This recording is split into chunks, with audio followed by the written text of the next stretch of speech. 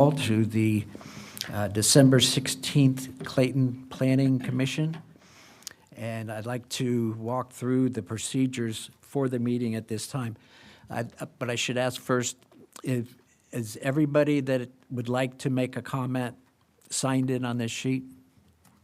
Is there anybody that's not? Okay. I'll take that as a yes. All right, so procedures for the meeting. First of all, call the roll. Ms. Syme? Mr. Bills?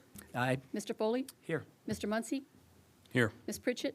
Here. And Ms. Williams? Here. All right, so first order of business here is anybody that wants to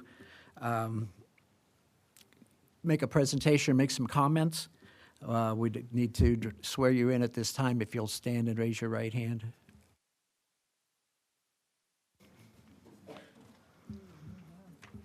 All right.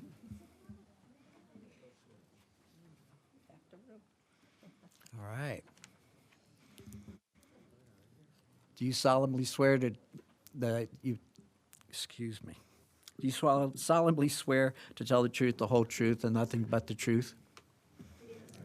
Thank you.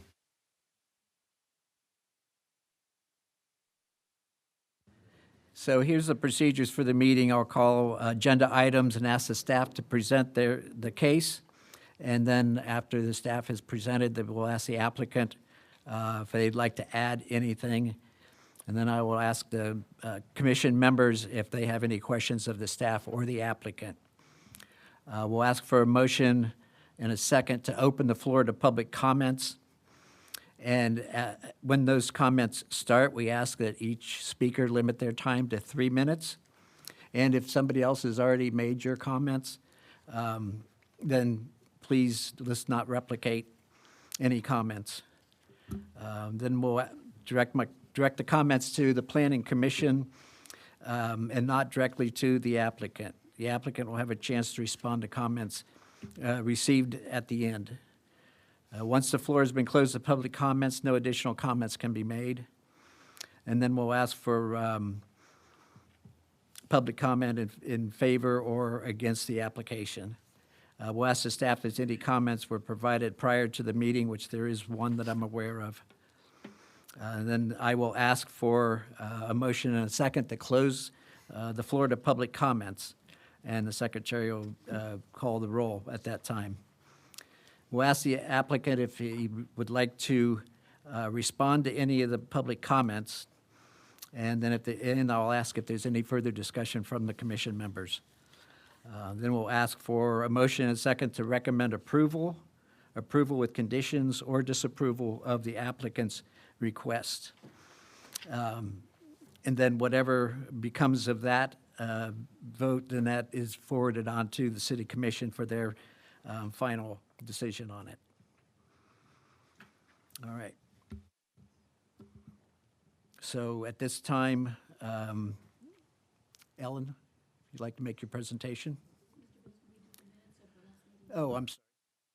I do have meeting minutes from the last meeting. Does anybody have a motion for approval in a second? I'll move for approval. I'll second. All right. We'll call the roll. Mr. Bills? Aye. Mr. Foley? Aye. Mr. Muncy? Abstain. Ms. Pritchett? Aye. And Ms. Williams? Aye. All right, so now we can have our staff presentation for case number PC 24-04.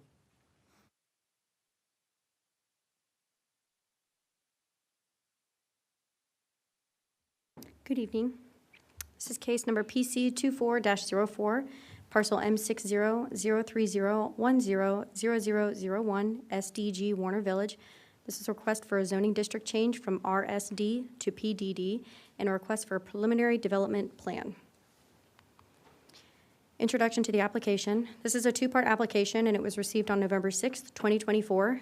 The proposed zoning district change is from RSD to PDD, and the proposed preliminary development plan for a single-family residential subdivision.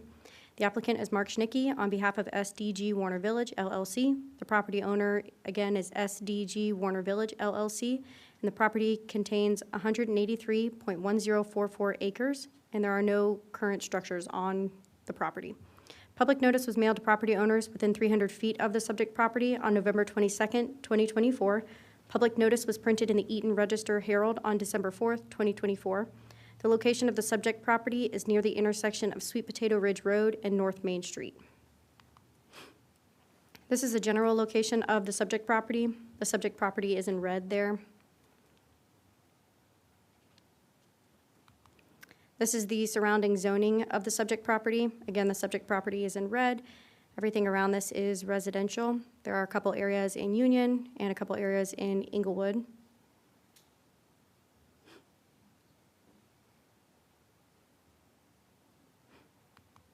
And then this is a more specific location of the subject property. This area was taken in 2022, so it might slightly just a little bit, but generally, this is just vacant farmland. The preliminary development plan overview.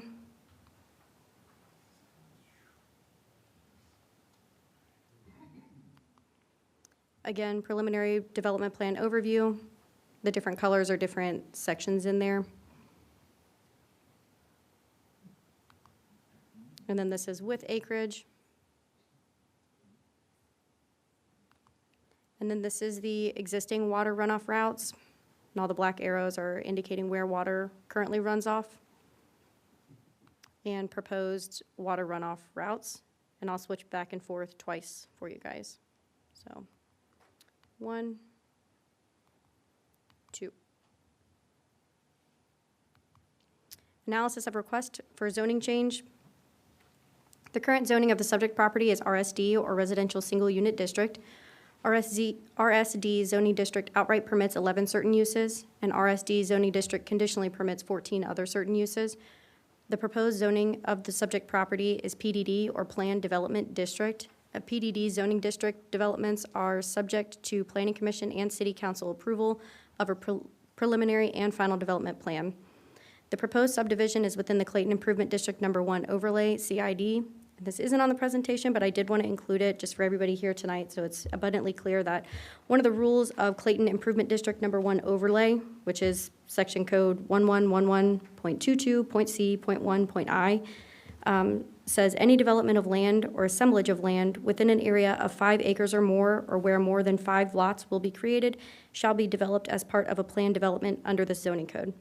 So in layman's terms, this property has to be rezoned to a PDD for a major subdivision because it exceeds 5 acres and more than 5 parcels will be created as a result of the subdivision. CID number 10 standards suggest a density of 2.5 units per acre unless otherwise modified by the plan development review process. This proposed subdivision has approximately 2.89 units per acre density, and the proposed subdivision is not within the special area 1 overlay. The summary of Warner Village subdivision proposes construction of 530 single-family homes, proposes 68 acres or 47% of open space or park areas, proposes 2.89 units per acre, proposes 3 access points from Sweet Potato Ridge Road, proposes water and sewer service from the City of Union, and staff received Union's letter of confirmation from Schnicke.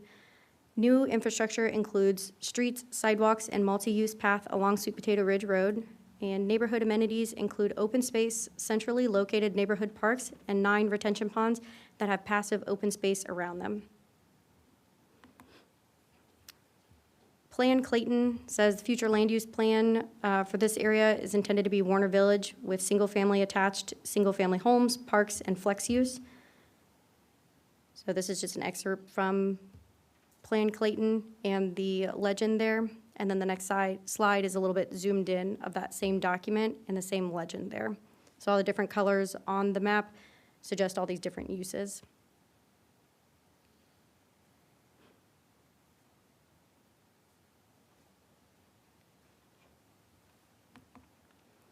Again, in Plan Clayton, proposed neighborhoods are, this area, for instance, is Warner Village. And again, the legend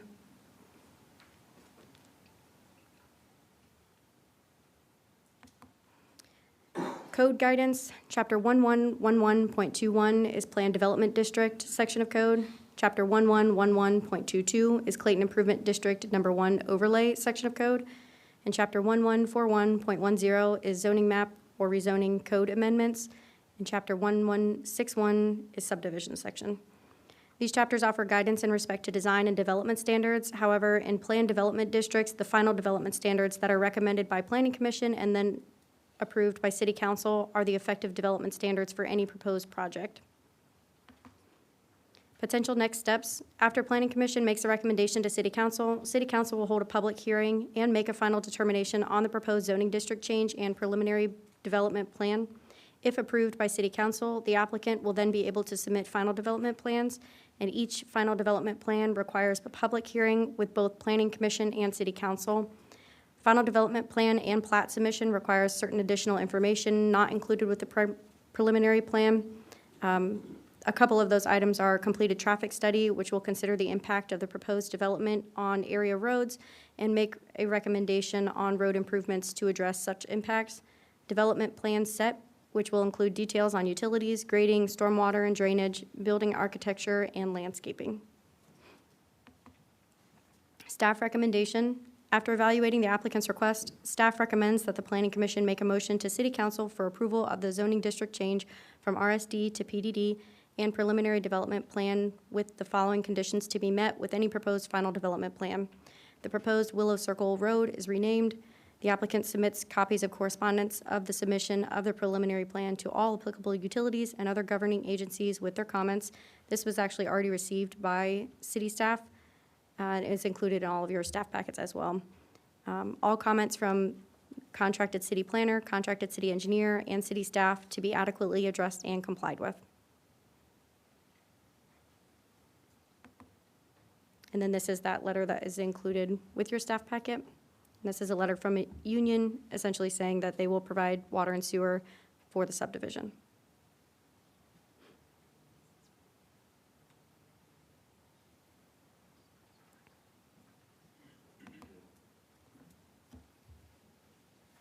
Anyone on the commission have any questions for Ms. Snyder? Are there any other utility companies or providers that need to be contacted for this? If we just have water and sewer, do we need to have AES or a gas company or anything like that? Yes, those are required. From what I understand, they won't give, letters indicating that they will or not if there's no sort of plan or approval from the city.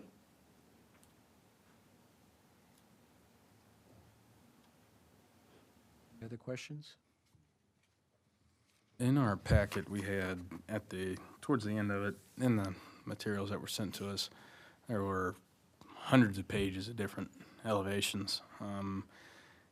Is that being proposed as options for everybody in this plat at this point in time for any of those houses, or is that just examples of what is to come? Those are just examples. The elevations are part of the final development plans that they would come back with later.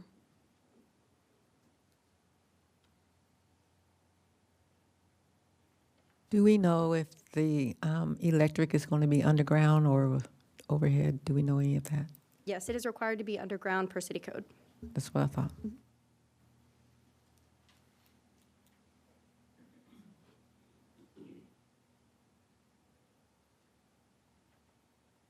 Any other questions? All right, thank you.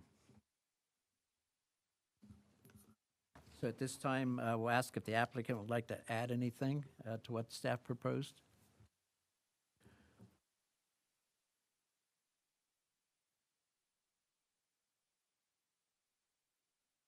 Good evening. My name's Clayton. I'm the Director of Landscape Architecture with KZF Design, and I'm also the land planner for the plan that you see in front of you. I'm here representing Schnicke Development Group, and I would just like to give a little background on how this plan came about. And I think there's a full room in here tonight because people are concerned about growth in Clayton and parts near. And we know that there is a concern about development and its impact on quality of life, on property values, on the character of the city.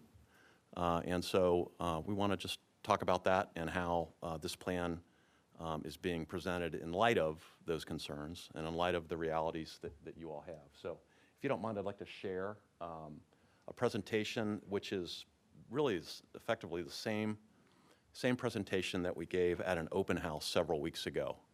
And the purpose of that open house was really to, it was a listening session so that we could hear people's concerns. We could, in some cases, hear people's aspirations for what would happen to the property and what would happen around the property.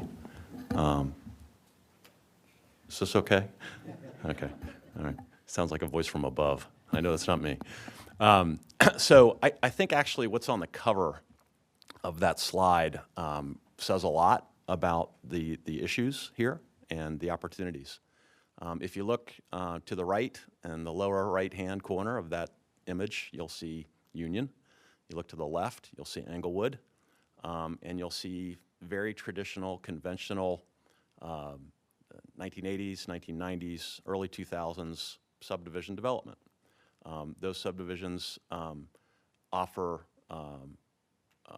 homes, and those homes are diverse, but not diverse by today's standards. They don't offer the types of floor plans. They don't offer all accessible floor plans. They don't offer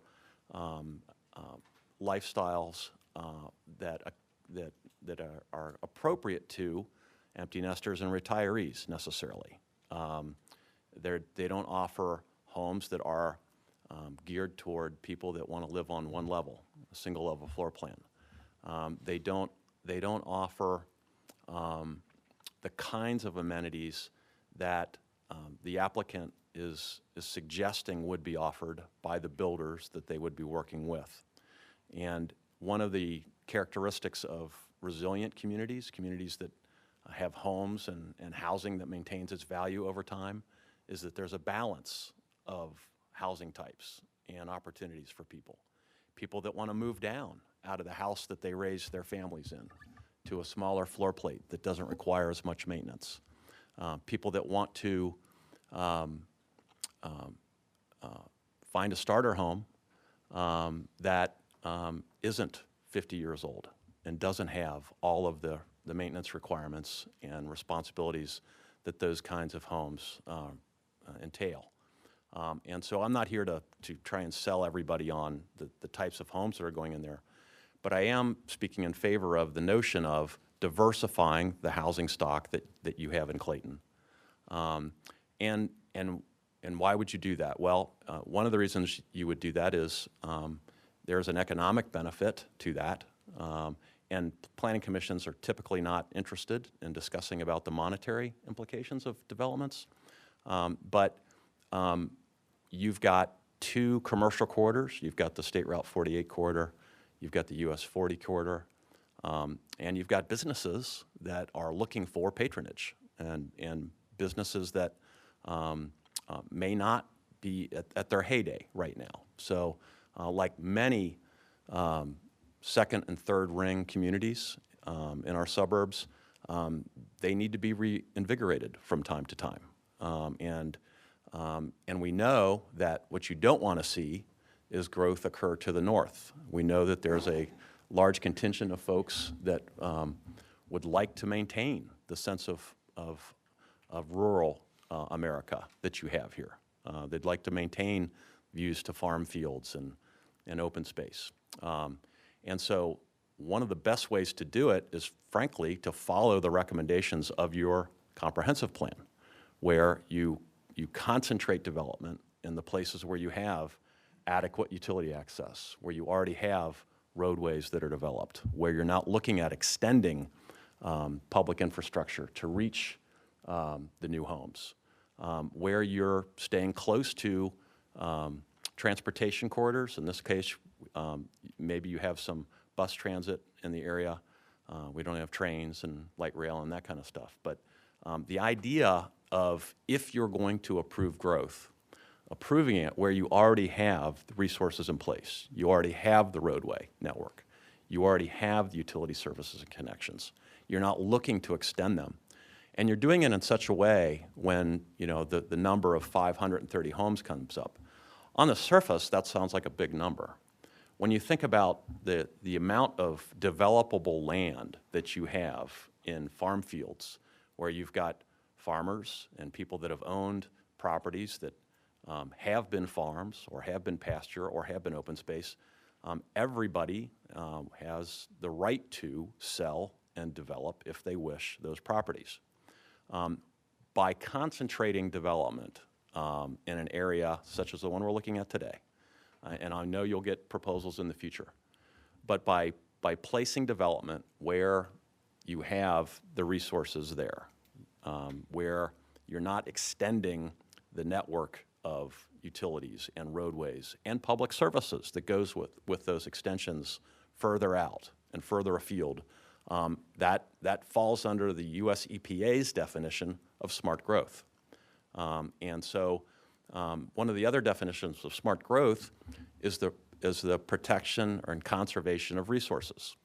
The subdivisions to the east and west of the site are conventional subdivisions. There's very little consideration of resource conservation.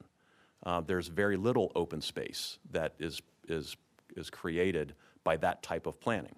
And that what's done is done. We're not here to say that's bad planning. There's some wonderful homes, and I'm sure some great families and people that really cherish those homes. We're not here to say that wasn't good housing. But what we're here to say is we've taken a different approach where we've really looked at how can this be developed in a way that it takes pressure off of the farmland that you have in the area, where it takes a beautiful piece of property and solves the issues that people have with drainage, that looks at the critical natural features that are there. There's some great woodlots that are there. There's a wetland on the property, and develops in such a way that you're not destroying those resources. So, sorry for the long introduction, but those are really some of the principles that are included in the City of Clayton's last edition of the comprehensive plan. And plans are made to be changed, certainly, and you'll have time, as time goes on, to revisit and reconsider your planning guidances, your zoning code, your land use plan. But this is what we have to work with today. And this pressure for growth, the need for housing won't go away. So you're going to get repeated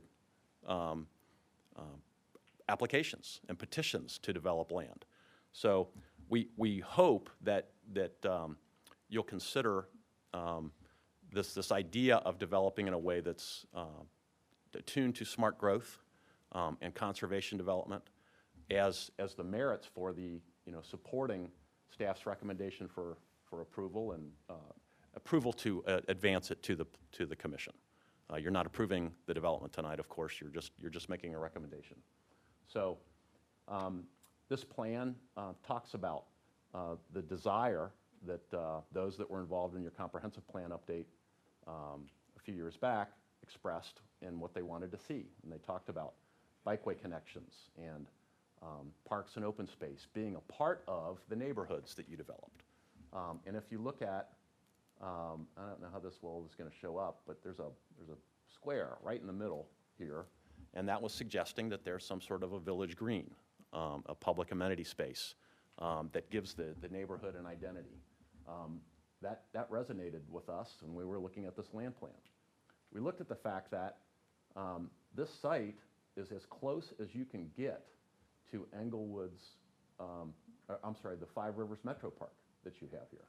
That is an amazing resource for people that are interested in living and working and raising a family or starting a career in Clayton and in parts near, in North Dayton.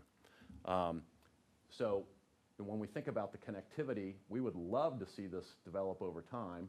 And so what the development team can do is they can build a trail network that links into that and that links into Union and Englewood and Clayton. So we took that into consideration. The plan proposed a mix of uses that included attached townhomes. Now, attached townhomes can be built at a density of up to 12 units to the acre. We didn't think that this development team didn't think that that was appropriate for the site. They were looking at what was happening to the north, or I'm sorry, to the east and to the west. They were looking at the types of housing and the character and the scale of housing and said, we can do something that's a good fit with what's there today, but we can offer a more diversified mix of housing types in there. Walkability, great streetscapes, places for strolls and reflection and relaxation were called out in your comprehensive plan as being things that they desired. An emphasis for having distinct neighborhood identities within a walkable area. So we kind of distilled what was in the comprehensive plan and came up with a one-pager that says, okay, to make this a successful development for Clayton, and to make sure that it holds its value over time, and to make sure that it's not just benefiting the neighbors that choose to live in there and buy in there, it's benefiting all of the citizens of Clayton and all of the surrounding areas by how it's designed and developed. So number one, first principle, conserve existing woodlots and central natural resources. Maximize connectivity to adjacent neighborhoods, local parks, schools, recreation amenities, civic and cultural anchors. Prioritize pedestrian amenities through the development of high-quality streetscapes that prioritize pedestrians, slow the pace of traffic, minimize vehicular conflicts, and enhance walkability. Connect to local trails and the regional trail network in the map I just showed. Establish a variety of living options. Employ compact roadway and lot development principles that reduce sprawl, create a more intimate streetscape, minimize stormwater runoff, and reduce the life cycle cost of roadway and utility extensions. And then don't overpark it. You know, we don't need to build parking lots for a single-family residential community. We're providing on-street parking for visitor parking and those kinds of things. We looked at some examples from around the country that are good best practices. The village of Mariemont in Cincinnati is in what was at the time a similar community to Clayton. Lots of farmland, lots of great rural places, and they decided that they wanted to have use what was then in planning circles a groundbreaking idea. Let's maintain open space. Let's embed it into the community. Let's come up with a compact form of housing. And by the way, almost all of these single-family homes are front-loaded homes, just like you have in the area, but they're on compact streets. They don't. The sidewalks are close to the front porches of the homes. It creates a more walkable, friendly character and feel to the neighborhood, and we feel like that really is a smart way to go about developing. Here's another community. This is up in the Columbus market, the village of New Albany. If you look at this map, you'll see that there's all kinds of homes, but there's also these large blocks of open space that are woven throughout the community. Those essentially are doing, and this image here on the lower left kind of really calls it out, you can have the feel and the look of farmland in a community if you dedicate the space for it. So when you look at the roadway plan and the open space plan, this is really what we're trying to create as you come into the development. Notice that we don't have homes pressed up on Sweet Potato Ridge. There's a very large buffer of open space. The stormwater ponds are there. But the idea is to create some decompression, to not have the distraction of a bunch of homes fronting onto Sweet Potato Ridge, to create that rural feel as you move into the development. So that if I'm not in that neighborhood and I'm passing by, I still get that sense of open space. I get that sense of a rural place as I drive past.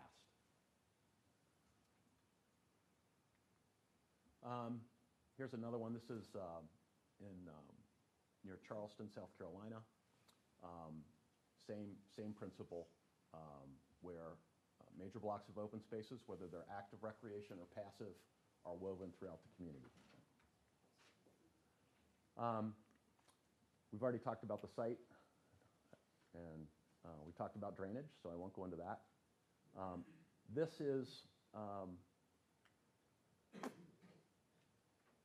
the plan that Choice One has taken over. When we met for the open house several weeks ago, we had a slightly different version of this plan. There's no change in the lot count on it, but we made some changes that we think are beneficial. One, we kept this entire wood line coming across here. That really is a reflection of the farming history of the site. We're leaving that windrow in there because you're going to know why that's there. Why did we do that? Well, it breaks up the scale of the community. It maintains that what we think is a very desirable resource.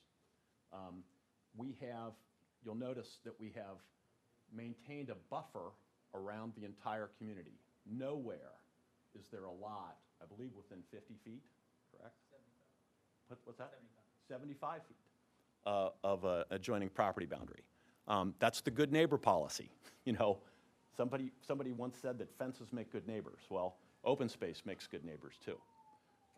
And so we're looking at, and you're seeing all these symbols representing trees and plantings. There will be, as part of the final development plans, a landscape plan that comes along with that shows you how they're creating that buffer and how they're respecting the privacy of neighbors.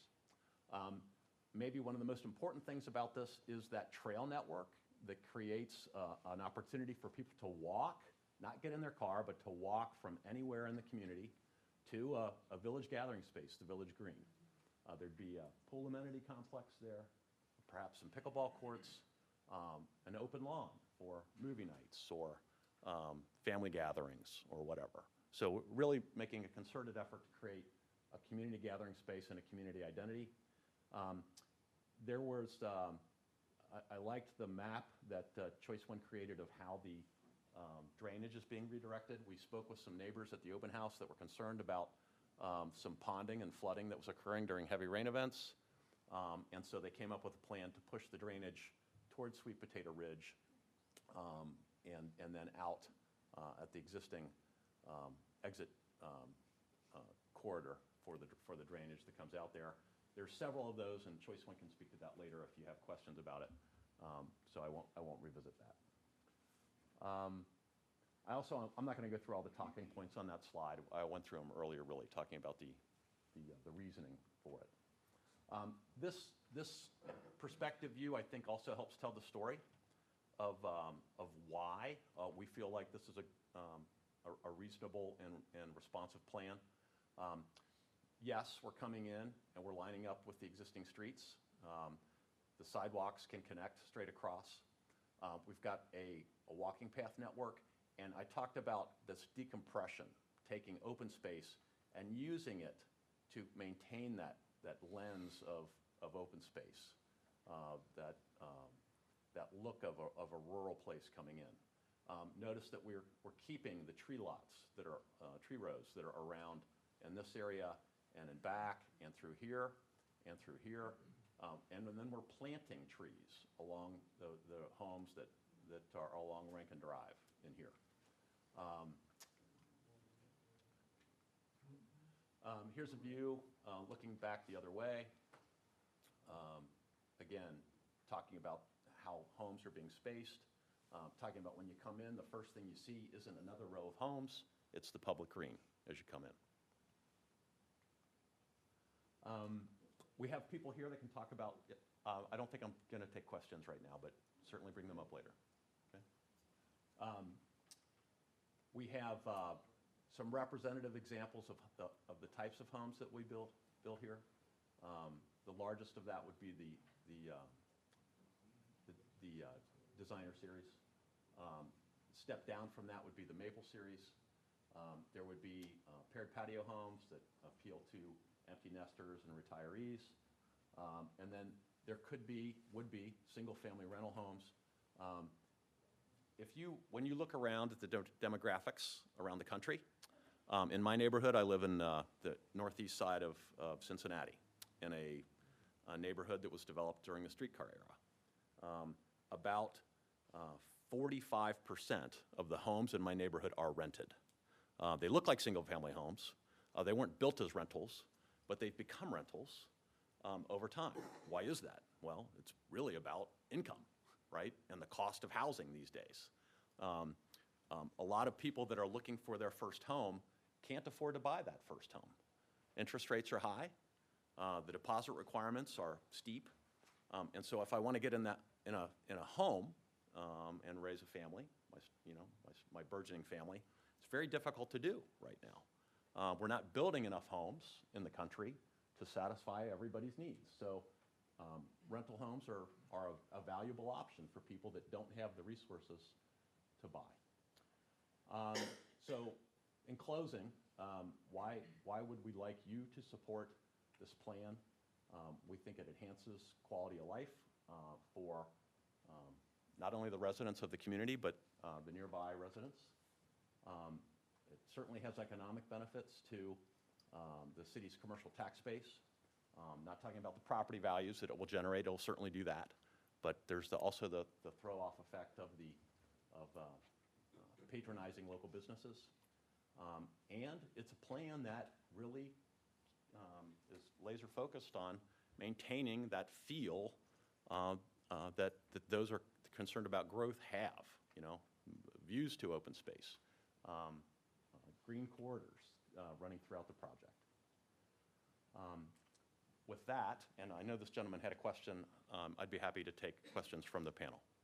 We'll get to the public, open public session here in just a minute. We'd have to follow our procedures. All right. Does anybody on the commission have questions? When I look at the page 19 of your presentation, I think that exact page right there, when I look at the darker orange detached single-family rental section, we're looking at 50-foot lots. I know at least one of the comments from an individual who reviewed the materials for us, I made a comment about adjusting the setbacks to better comply with what's already there, the RSD.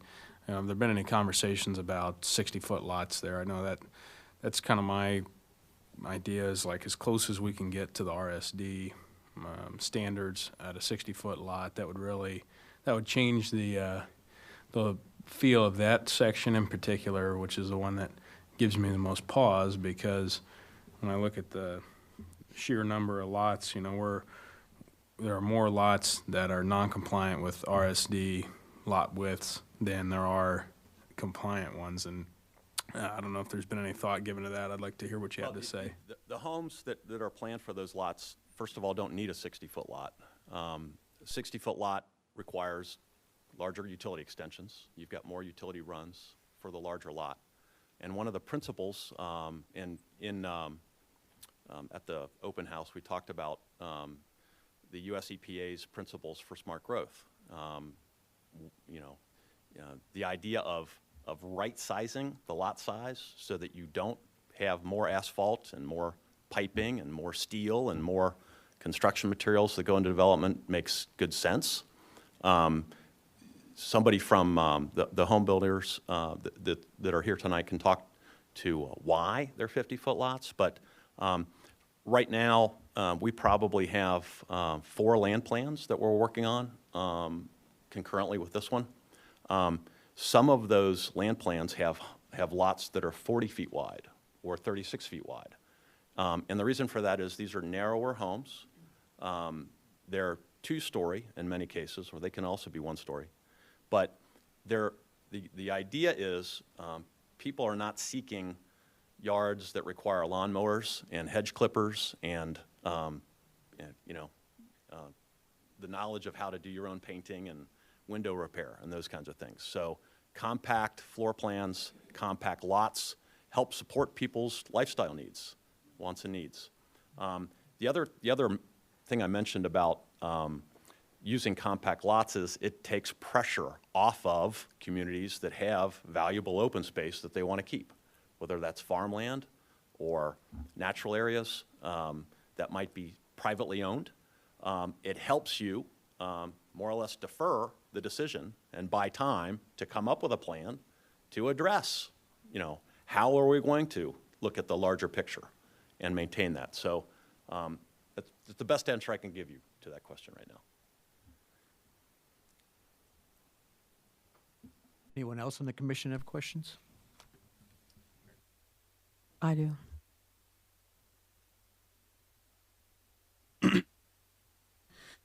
So, just to clarify, your goal in this was floor plans for first-time new home buyers and empty nesters. That's kind of the focus here, is what you're after? Or? No, they're the designer and the Maple series are going to appeal to families that are established. So you're going to have the whole gamut, people at all stages of their life cycle. So families, upcoming families. A lot of these homes, frankly, the smaller ones, will be purchased by individuals. The average household size in our country is steadily dropping. It's below 3 per household right now. And so you'll have a lot of single owner occupants. You'll have a lot of couples that aren't planning on raising a family purchasing these. You're close to the airport. You've got a lot of people that are looking for workplace options where they own their home and have a place to go that they're not renting. You'll have others that are looking to rent because they want to be flexible and mobile.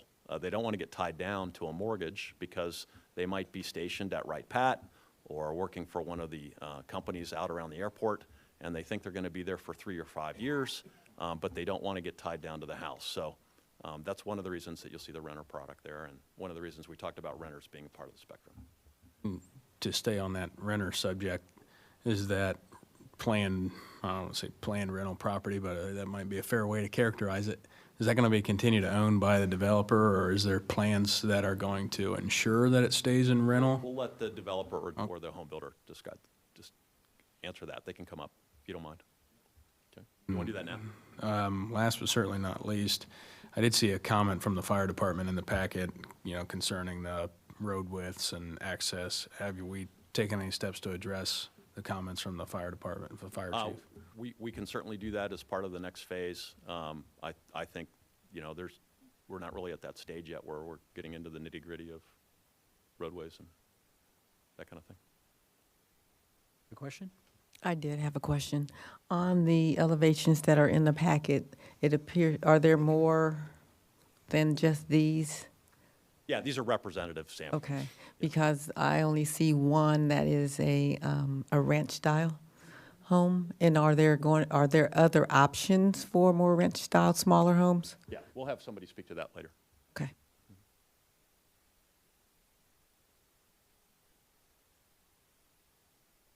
I just had a question. You mentioned the trail connectivity. When you showed that map, is the trail connectivity kind of inside the development, or are you? So we're taking it to the perimeter. We have multiple jurisdictions to deal with, and I believe it's the development team's goal to be able to connect across the street, across 48 at some point.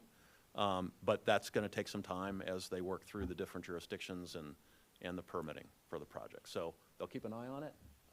We can't promise what we can't control, but certainly that's the interest. And then I just had one more question too. You mentioned about the buffers. Is there something, is there a best practice around the kind of buffering? And I see pictures of trees around the edges, and I know you mentioned that there's going to be, some space between the lots and the actual property lines that are close to there. But is there some best practice around buffering that can make somebody feel better about the fact that that's been thought through to the best extent? I think you're certainly at your option to suggest conditions for approval that talk about the kinds of things that you all believe are appropriate for that. I know that when you develop subdivisions like this, you typically have to find places to lose topsoil. And so there could be some mounding that's part of that buffering. Certainly tree plantings, and it could go so far as to actually have, rather than mown turf everywhere, a lot of subdivisions that we're doing right now actually have shortgrass prairie being installed. So these might be grasslands that are on a mound. By the time the grasslands grow up, they're, maybe 30 inches to 4 feet high. And that creates a buffering effect coupled with the mounding and the trees. It creates a very nice buffer. But I think we're not quite there yet, but open to feedback on that. Mhm. One last one. See in the packet, there's phases planned out. Is there a timeline that we've been given or any kind of The rough developer should timeline? probably speak to that. Okay. Yeah. Have any more questions? Go ahead. All right, thank you very much. So you've got more on your team that can present? Want to talk about the phasing?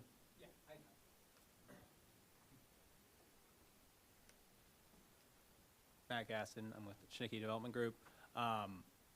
Right now, with this plan, the first phase, we'd hope to start in the summer. And then after that, it just depends on sales, really. It's, as lots are needed, we'll expand as necessary. But the first phase would probably be about 100 lots, would be my guess.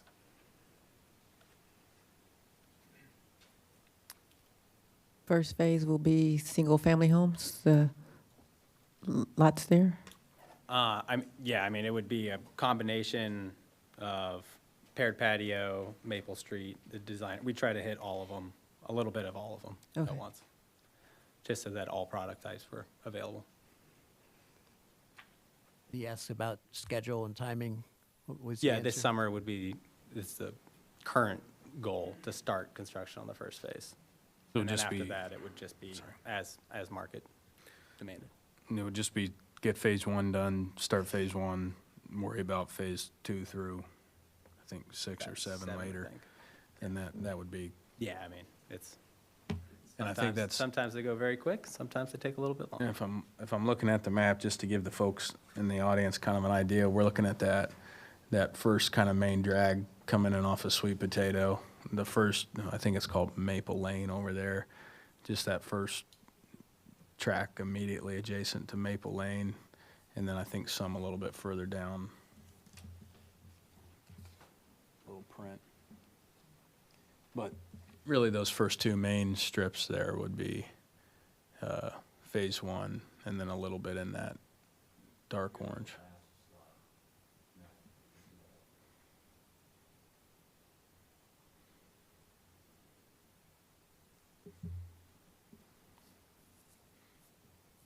So let's say worst case scenario, we end right there.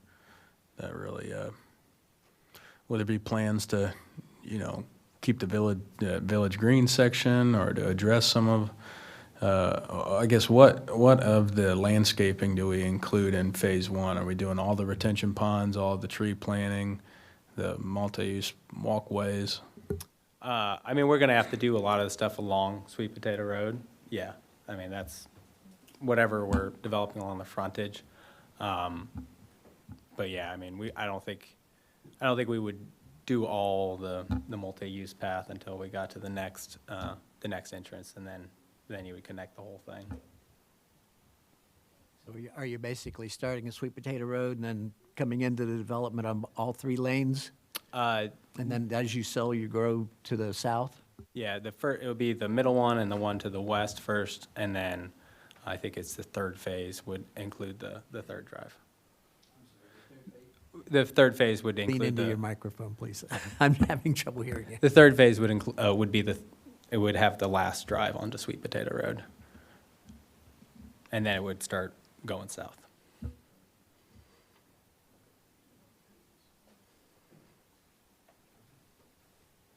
Anyone else have questions for him? Were you going to be the one who can answer any questions about the various elevations I proposed earlier? Is Oh, there- just like between Fisher, yeah, So is the goal? there's a lot of Is different the goal to have multiple from different providers be available, or are we just going to have to settle on one company at the end of it? Well, Fisher Homes would be building all of these homes outside of the rental portion. Okay. And they have the 3 different home styles, and Jennifer from Fisher Homes can talk more about it, but they have Maple Street, Designer, and then the paired patio. And each one of those has, as you can see, a lot of different options. And you know, those are all customized by each home buyer. So they don't start a home on spec typically. It's usually custom to each buyer. Is a question for you to talk about how wide those houses are going to be on the 50-foot lots, the single-family rental. Yeah, I mean, I think, you know, as the wider you get, I mean, you also look at the Plan Clayton. Plan Clayton shows attached units, and I think this is better than an attached product. Gives more, you know, it's more open space, lawn, you know, a home. I think, you know, for a rental product, it makes sense. And then from a rental standpoint, it would be one owner that controls all that, and there'd be a deed restriction so that people don't parcel it off, and it'd be like a really high-end rental community based on the rental rates. Just to clarify, we're going to have one owner owning those 103 lots. Yes. Yes. So are there side yard setbacks that go along with these? Yeah, five-foot setbacks on each side. 5-foot setbacks? Minimum. On the sides? Yep. Just to give perspective, the RSD is 10. So, just to give perspective, the residential single family is 10 foot on the side setbacks. Questions for him? Anybody else on your team to present? Jerry, you want? I think we're good. But if you have any other questions, let us know. Thank you. All right, thank you very much. So at this time, I'll look for a motion and a second to open up to public hearing. I'll move to open the floor for public comment. Is there a second? I'll second. All right, we have a motion and a second. Ms. Sine, please call the roll. Mr. Bills? Aye. Mr. Foley? Aye. Mr. Muncy? Yes. Ms. Pritchett? Aye. Ms. Williams? Yes.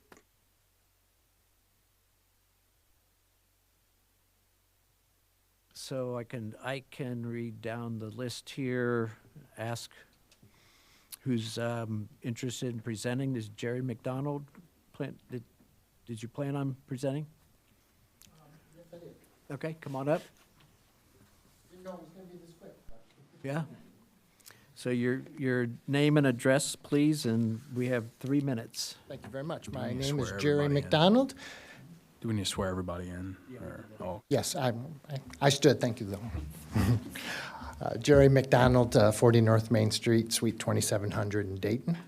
I am an attorney, and I was asked to look at this particular project over for the developer to make sure they dotted their i's and crossed their t. This is the Planning Commission, and you guys do the planning. And this is just 100% consistent with the comprehensive plan in terms of where this type of development should be and those types of things, which was very good. And I believe we've already discussed all those things. I also looked at the purpose of the zoning code, which is in 110102, and I could not find anything that this falls outside of those provisions.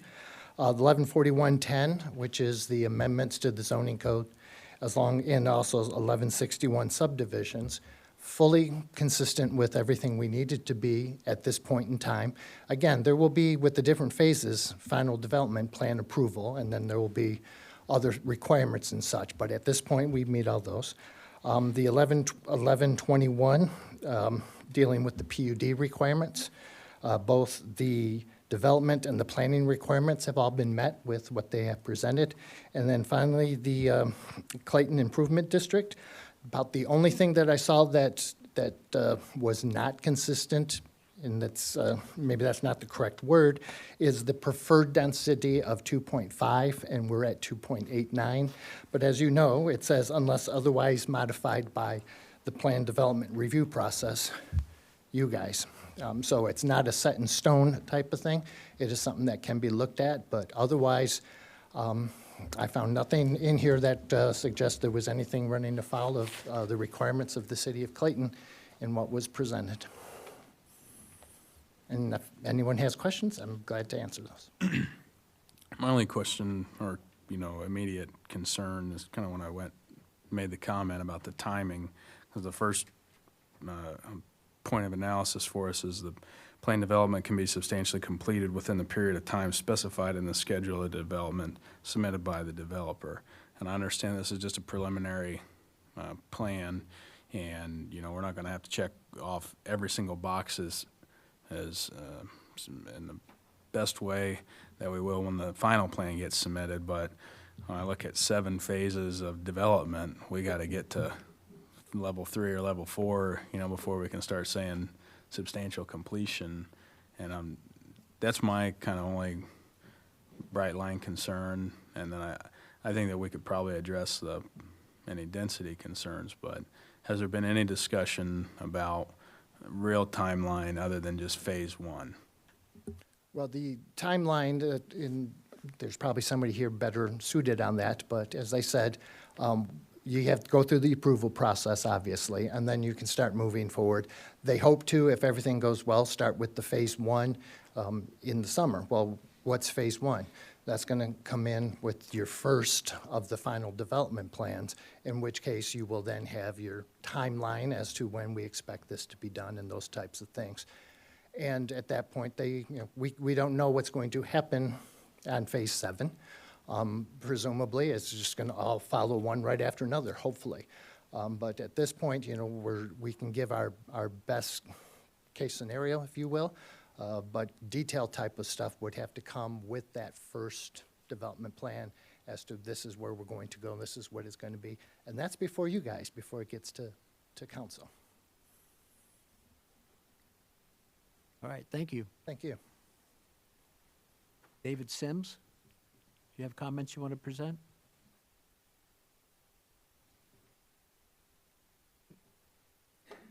Benny Bozowicz?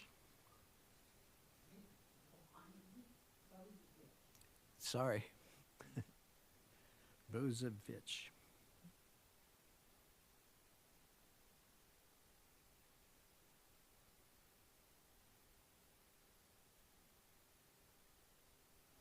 Please state your name and address.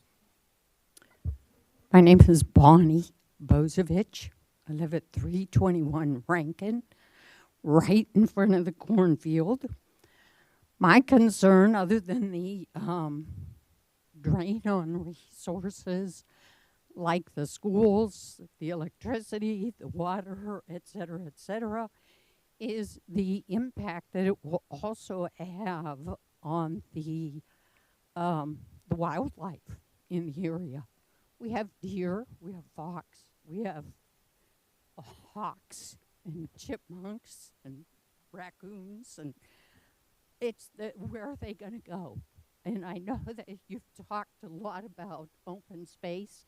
You get that many houses someplace, those animals need some place to go. Are we going to end up with animals in my pool because they don't know where else to go? That's my big issue right at the moment, other than the drainage problem, because we still have some drainage problem down Rankin Drive. Thank you, Bonnie.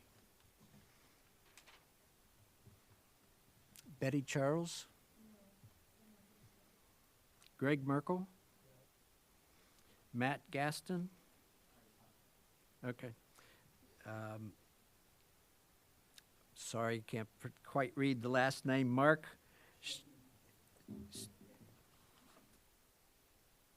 The only thing I want to address is kind of your timeline schedule. I think there's a little confusion on what you guys were thinking, or what you were. I think the timeline has more to do with how Clayton does what they do. I mean, right now we're in a couple other developments in Cincinnati, and what we do is we get a preliminary plan approved, and then as the phases go, we do a final plan approval for each one of those phases. And obviously, the first phase goes based on a start, and the rest of it goes based on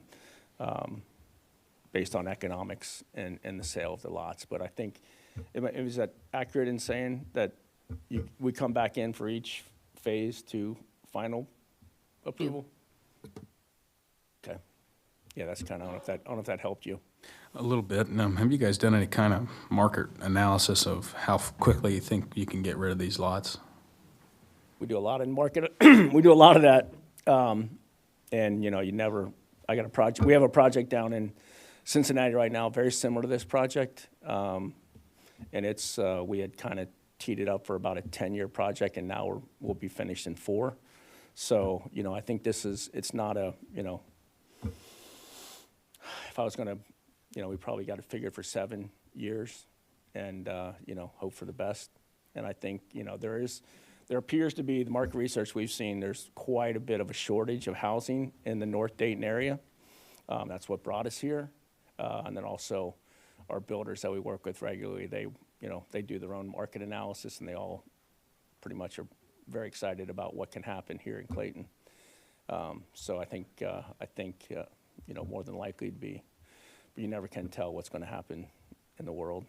But that is kind of the game plan, and we try to make sure plan far enough ahead so we're not and keep these guys full of lots.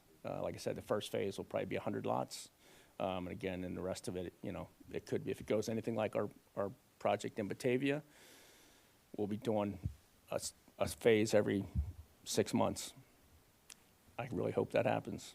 So, hope that helps. Excuse me, sir. Thank you. Excuse me, sir. Oh, sorry. You're with the builder, right? I'm the developer. Developer, yes. Is there an HOA plan for this community? Oh, absolutely, yes. Okay, that's what I thought. I just And- didn't see it in any of the information. Yeah, so, you know, the HOA will take care of all, that was the other thing was, one of you guys might have been concerned about was, you know, all the perimeter that is open space will be maintained by the HOA, which will, you know, internally be, in the beginning, it's managed by us. I'll be on the board. Actually, Matt will probably be on the board of directors.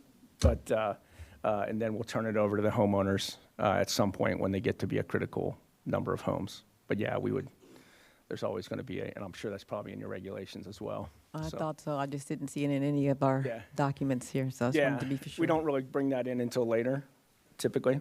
So, yeah, it'll be a very well-formed HOA. Anything else? Thank you. Thank you. Tammy Blevins?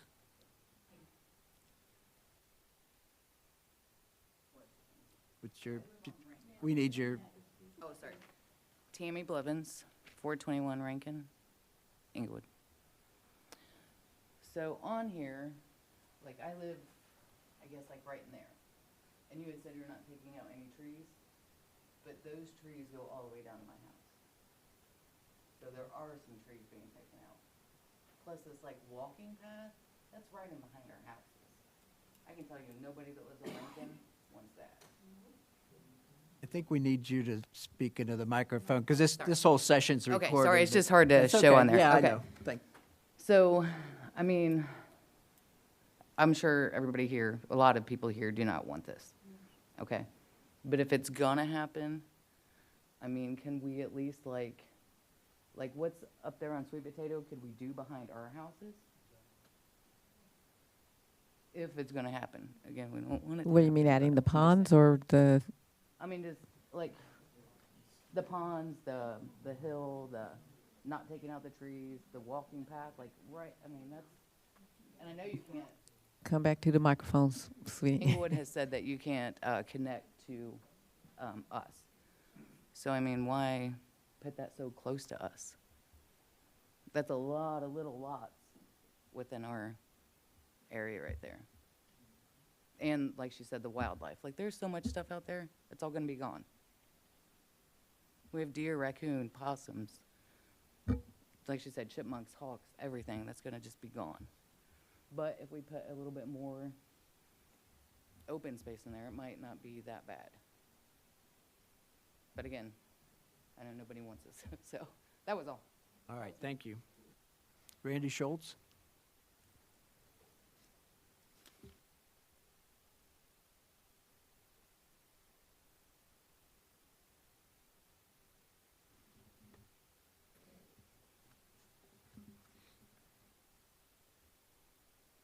Hi, my name is Randy Schultz, 400 Beech Grove Drive, Inglewood.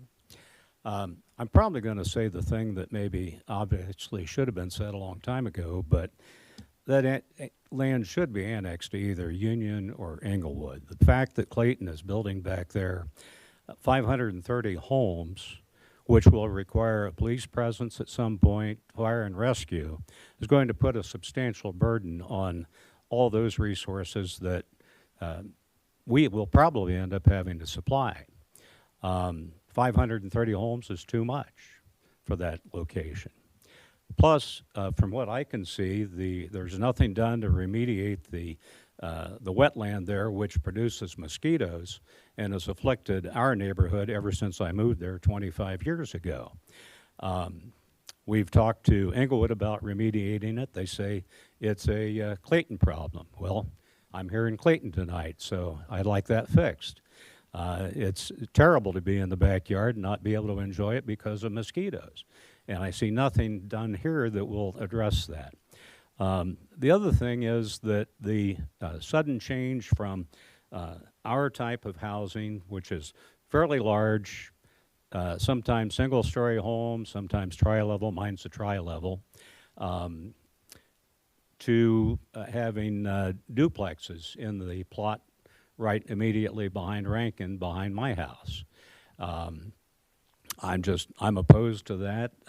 I don't know what else I can say, but the third thing is that along with the mosquito problem and the wetlands, that water all drains down and hits the limestone slab down not far below the surface of the ground, runs straight into my neighbor's basement, and he has to pump it out with his sump pump through my drain to get it out to the street so he doesn't flood out.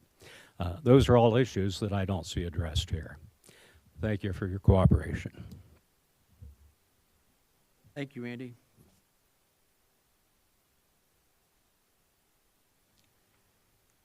Gary and Paula Terborg.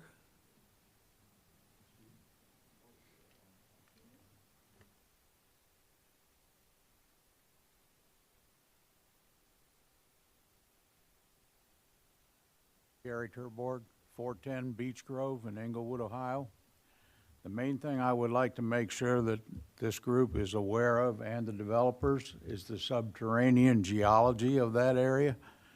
If you go down 3.5 to 5 feet, you will hit a solid limestone bluff.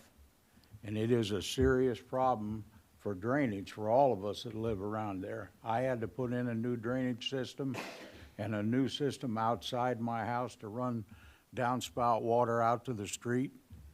And I'm really concerned that if you go in there and try to put in standard sanitary sewer and storm sewers and so on, you're gonna have to blast into that bluff, because it's not just loose limestone rock. That's a solid bluff up there. I have seen it firsthand when they worked around my house. And I know they put in a swimming pool close to me over there, and the guy contracted to have it put in, and when they started digging it, they hit that bluff. It's a real problem. I want to make sure that they know that. I don't want to have it also deviate any water veins that are in that limestone and create flooding problems for us. Thank you. Joshua Hart, host. Can't quite read it. And is it Courtney? Yes. All right. Hi. I'm Courtney Hart. I live at 425 Rankin Drive. A lot of the same concerns that have already been mentioned, but one is just the effect of the already high student-to-teacher ratio in the Northmont School District, where are all these, students going to go? Also, I'm concerned with the rentals bringing down our property value for us that are, around the area. On top of mosquitoes, there's also termites that my own bug guy, I guess my exterminator had said that they're all in those tree lines, and I know almost every single home along my route has had termite issues, and they've been told that they're in those woods, and you stir all that up. Okay, so good luck with those new homeowners. And they think so that they don't repeat other ones. I'm very opposed to this. So thank you for your time. All right, thank you. Linda Hughes or Richard Slagan?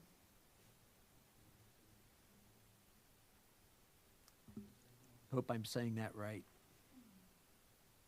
Okay. Lauren and Shane Kinser?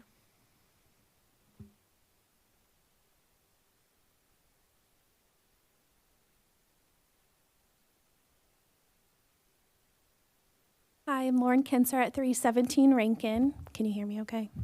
Thank you. Don't want to repeat, but I do have a real concern with the student ratio. I have a 5th grader at Union Elementary, which is the catchment area of the new village here, and he has 30 students in his class, and a 4-year-old coming up. So I know the district has said they're okay, but there's no room for those children.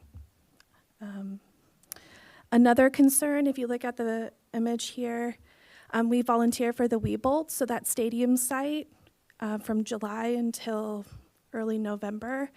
Every weekend, there's noise. So if they're going to have movie night at the Village Green, there's going to be music and horns and loud children, very close. Over the summer, my husband and I, we added an addition to our home, about 600 square feet. And we can attest, we went down 36 inches and it cost us extra money to put the foundation of, our new build. So there definitely is limestone there, and it's gonna cost either drainage problems to our homes in Inglewood or the new homeowners, our neighbors. So that's all I have. Thank you.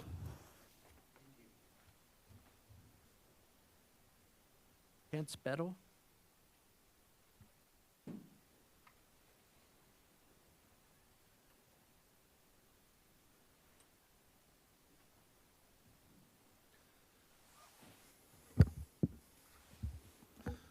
Hi, my name is Kent Speltz. I live at 306 Rankin Drive. Couple of things that I want to ask. Matt, some of the original plans, you showed going all the way out to Haber. That's not in the mix now, right? That's the future land use plan. Okay, so, but you guys don't own that yet, correct? We're not going to. Yeah, I heard about the auction. Okay, the other thing is I wanted to point out that not just the orange is 50 foot wide, all the yellow too. So for every house, when it's back to Rankin, you've got over 2 in a partial lot there. In parking, if you get somebody that moves in, has a couple of teenagers, okay, so you have 2 cars on this side of the street, somebody across the street moves in, they have a couple of teenagers, there's 2 cars on that side of the street, you're gonna have some real congestion on those streets. Thank you. Thank you. Clayton Benkin? Okay. Ryan Lefeld?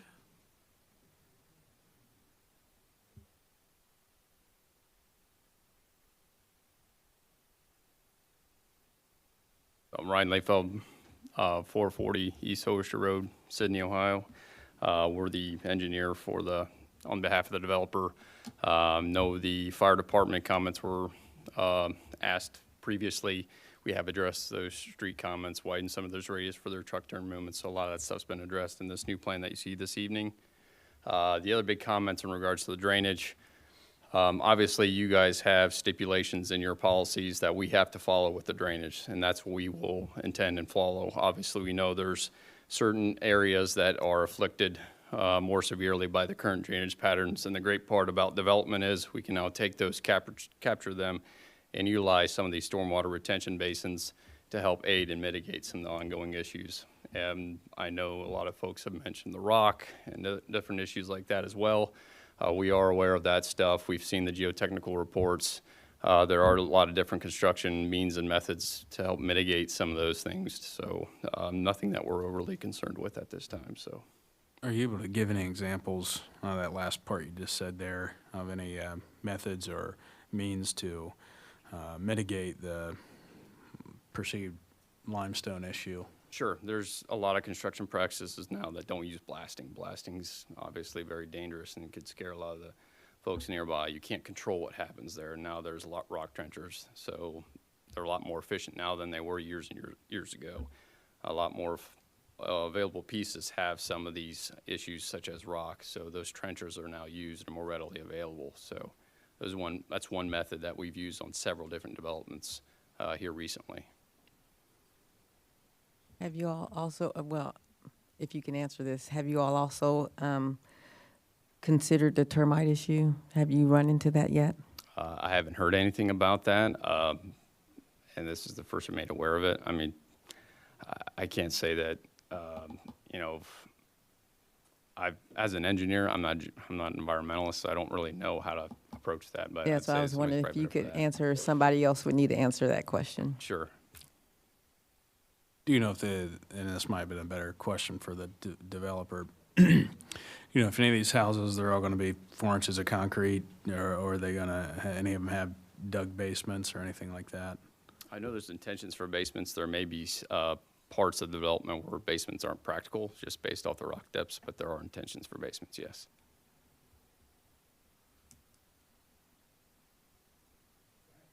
Thank you. No, thank you for your time. Albert Anderson?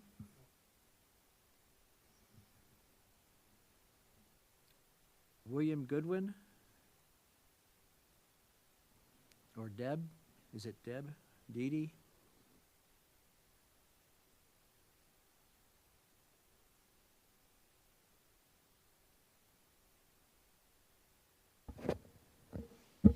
Hi, I'm Dee Dee Goodwin, 418 Beech Grove Drive. Couple concerns, couple questions. I know back in November that the city of Clayton had keep it rural on the ballot, correct? I'm sorry. Was that on the ballot? It was not. Okay. Has the city of Clayton ever done any statistics in regards to not having areas to rent?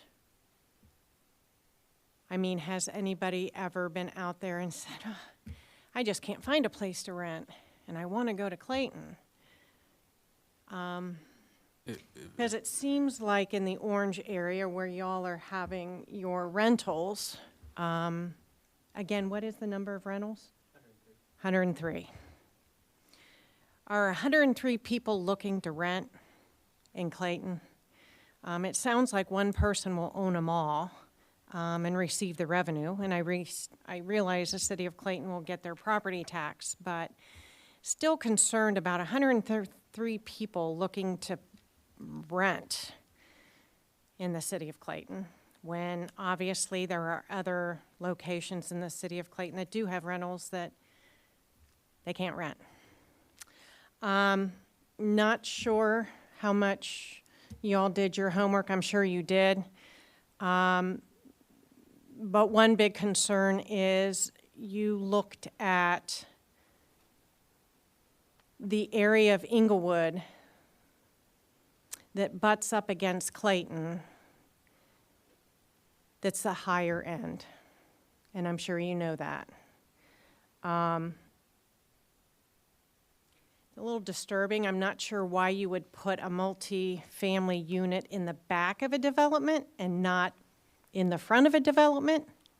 Maybe Main Street, maybe Sweet Potato.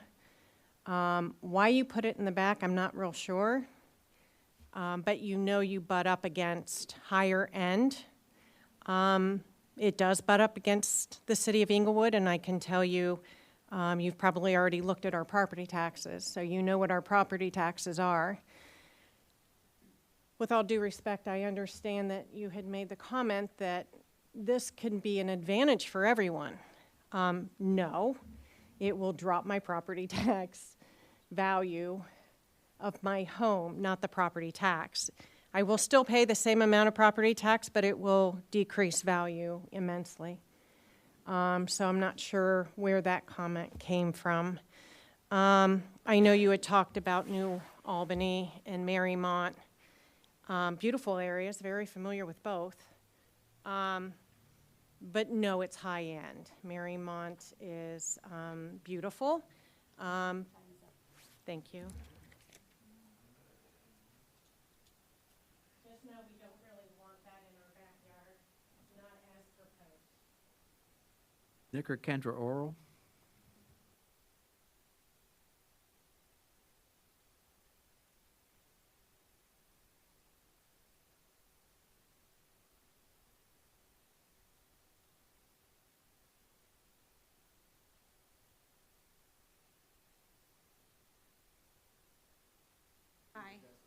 Hi, I'm Kendra Oral. I live at 303 Rankin Drive.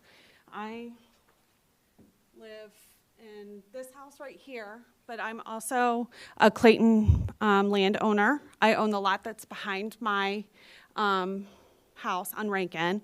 I presented in front of you about a year ago. We had a terrible water problem, like terrible. It would flood our 305, 303, 301. It would flood our house. Well, not our house, our backyard. My neighbor had water in her vents. And we came to you. We worked with Montgomery County Soil and Water. We worked with the city of Clayton. We worked with the city of Englewood. We worked with lots of different people to solve the problem. It cost us. We had to pay to solve the problem. So we have solved the problem, and my concern is the water. Can I show you a video of today? The water that goes through my backyard. I don't know if you're able to see it, but I drain, I think it's 16 acres. 16 acres of that field in my backyard. It is a lot of rushing water. There is limestone. It's a solid shelf. Like when it's dry, my kids can play ball on it. But this is what the water looks like behind our property. And I just want to make sure that I don't have to come up with another solution that'll cost me money to solve the problem. So I just want to make sure that that's addressed with whatever plan for everybody who lives on Rankin, the drainage. All right, thank you.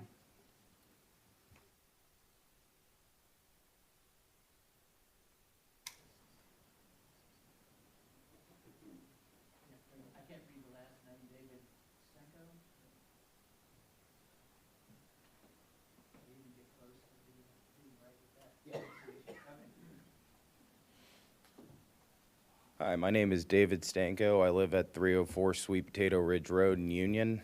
A lot of the concerns I had about this proposed development have already been addressed, but one additional concern I have living right on Sweet Potato Ridge Road would be just the excess of traffic that would come from a neighborhood of this size. Living on the road, I know there's already a lot of traffic, primarily around the 2 rush hours of the day from the 2 existing neighborhoods. So I'm kind of concerned on what having an additional 600 properties in that area would do to traffic flow throughout the day.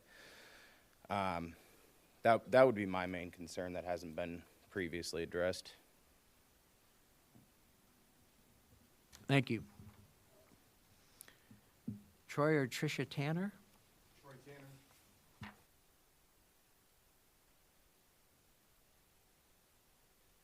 Troy Tanner, 414 Beach Grove Drive. I'd like to say greetings to the commission and the presenters here, the developer and the designer.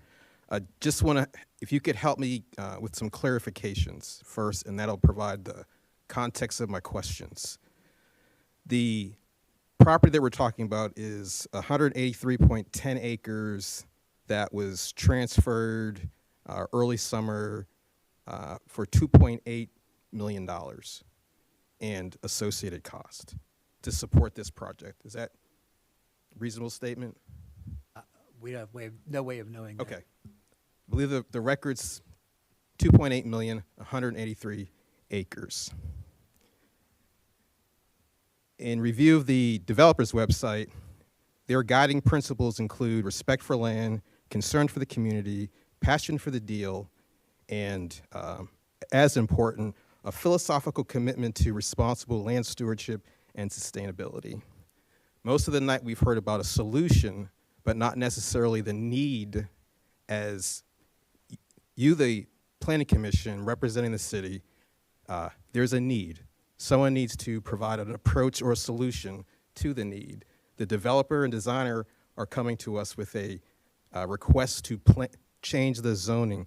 So the question, one of the questions I have is, would the board approve a modified plan for residential development if not the request of this change from RSD to PDD? Not with the density, but could you go forth without this public review of a plan according to your current guidelines. No, there has to be, Some someone has to submit review, an but application. so long as those specs are compliant with what is of record today. If someone submits an application, then we have to consider it. Okay. So the rub today sounds like the density. And some of the density that's been spoken to, I keep hearing 50 is the min wide. But if we look at the schematic design 13 of 24, min wide appears to be 34 against a 68-foot lot. So there's 68 wide, 110 deep, and it's subdivided evenly at 34 feet. Are we aware of that? Where are you looking, where are you looking at? I'm looking at the schematic that was attached to the application. So with that, the original presentation mentions 2.89 units per acre. That can't be true, unless my math is incorrect. I'm not seeing where you're seeing 34 feet wide. At the legend, top right.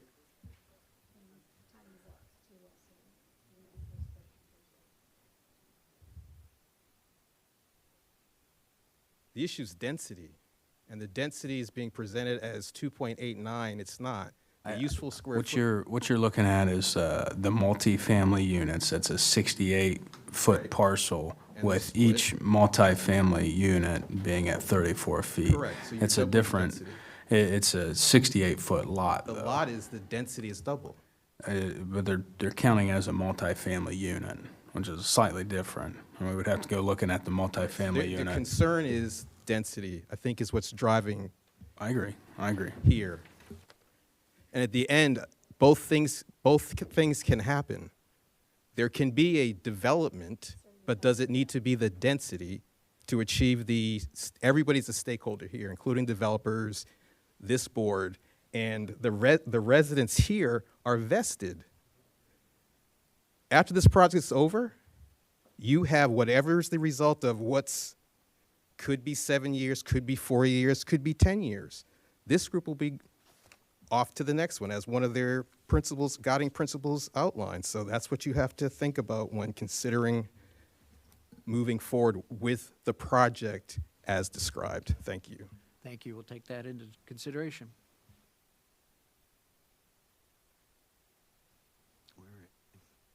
Mike Blessing?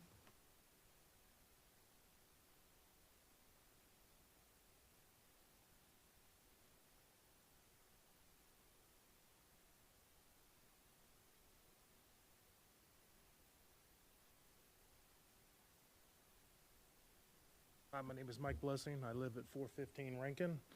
A couple concerns I have is I just spent a lot of money redoing my 3-season room and put some heat out there so I can make it a 4-season room. And when I come home from a 9-hour day work week or a work day and then have a 2-hour drive home from Cincinnati, I like to come home and sit in my sunroom and look at the wildlife. What I see here, I don't want to see that out my back door, and that's all I'll see. There's no space between my room, my land behind me, and the houses that they're going to be building right back there. Got a nice place back there. I used to have a pool. I sold it because of things like this going on. So I'm opposed to this. Another concern I have is I used to live on Lynchmere, and Lynchmere was like 15-mile-an-hour speed limit. I had my kids out there, and the cars were going 35 miles an hour on that road. When we go over out there on Sweet Potato, it's 55 miles an hour. With all this extra traffic and everything, you're just asking for trouble. So that's just too much congestion going on. Thank you.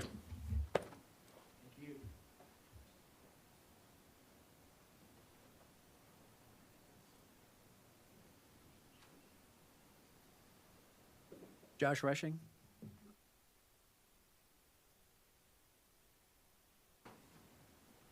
Karen Schultz?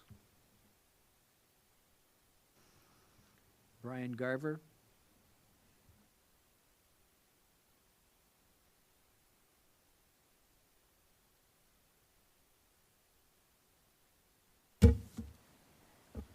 Brian Garver, 3513 Honeybrook, Clayton, Ohio.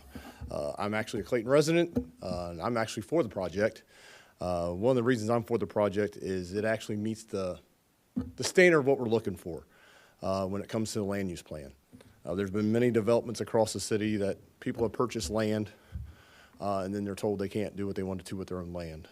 If it meets the requirements and it's smart development, yes, you still have to think about the neighbors and try to look out for their best interests as well. But when we sell our land, we should be able to do what we want to within reason and when it meets the code. Thank you. Thank you. Paulette Farmer? Ryan Farmer? No, thanks. Michael Petrosky? No, thank you. Aaron Horn?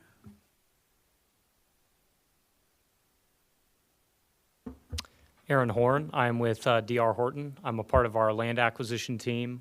Our office is located at 4705 Duke Drive in Mason, Ohio. We're one of the proposed builders here for the Warner Village project. A core part of our business is obviously selling for sale homes. We're the largest national builder across the country. We have several communities that are queuing up here in the Dayton and Cincinnati region. We have one here today in Clayton. It's Winger Village, if you're familiar with it. Our other component, which is a very small part of what we do, is our build-to-rent business. It's a small part of what we do. Just to answer maybe some questions that came up through some of the dialogue today, we offer the same floor plans, the same elevations, both ranch, two-story, on the for sale side as we do on the rental side. So we're not offering a different product type here. We're offering the same plans that would be shown in Winger Village. If you went over to that subdivision today, it would be representative of what we want to bring here. You have a really great development team. The developer, Schnicke Development, they're first class. We work with Choice One, who kind of put together this concept, along with KZF, who I see a lot of site plans, and this one, there's been a lot of thought and time poured into this. We work across the Dayton and Cincinnati region, and I can tell you firsthand that there's been a lot of thought and effort that's been put into this. And from a builder's perspective, we're here to grow our business, and the last thing we want to do is come into the community and do a bad job. So we want to represent a good product here, whether it's for sale or rental. We're going to come into the market. It's going to be a really high rental rate. So we do market analysis, and we believe that there's rental demand in your community. It was also mentioned about kind of the ownership structure. We do fee simple ownership. We actually put deed restrictions on the property that the owners that we work with, larger institutional players, that at a minimum they have to own the entire package of homes for at least 10 years. So you're not going to get disparaged owners over time. So if that was a concern where if somebody buys it and comes in and starts splitting it up, that's not going to happen here. It's under one management company that's going to professionally manage it under an HOA, be a part of the whole community, paying dues, and it will be a first-class development, just like the for sale side is. So I'll stop there and see if there's any other questions. We did have, just to clarify, so the 50-foot lots are going to have the exact same floor plan. It's not like we're going to have a more narrow house. We're just going to have less yard to maintain on the rentals. Exactly. So our 40-foot house plans, it's kind of deceiving. They come from anywhere from like 36-foot wide to almost 41-foot wide. So we have a different offering. They come in a little bit different sizes, but exactly right. What we offer on the for sale side is what we're going to offer on the rental side. So further illustrate, the 50-foot lots will have 10 feet, minimum 5-foot setback on every lot. The 55-foot lots will be, 7.5 foot, and the 60-foot lots will be 10, which I think gets really close to the RSD. Yeah, I can't speak for the other builders' plans, but for ours, yeah. So you would be just responsible for the rental and the... Yeah, that darker area in the kind of top left corner of your screen, those 103 lots, that's kind of what the developers set aside for the build-to-rent component. Okay. And so we come in upfront to you guys that we're coming in on the rental side. We don't come in and say we're doing for sale and then later flip it. We're upfront about our business plan here. And they will be different elevations than the Fisher homes that are proposed for the other 200-something, 300 lots. Exactly. And I think the developer provided some different elevations in the packet that you received, but just like I'm sure Fisher could speak to their different elevations, you know, we've got several floor plans that have obviously several other elevations on those same floor plans. Is Fisher going to do the attached units, or is that? The paired patio, paired yes, patio? correct. Okay. Anything else? Thank you. Thank you. Justin Farrell? Patrick or Anna Ernst?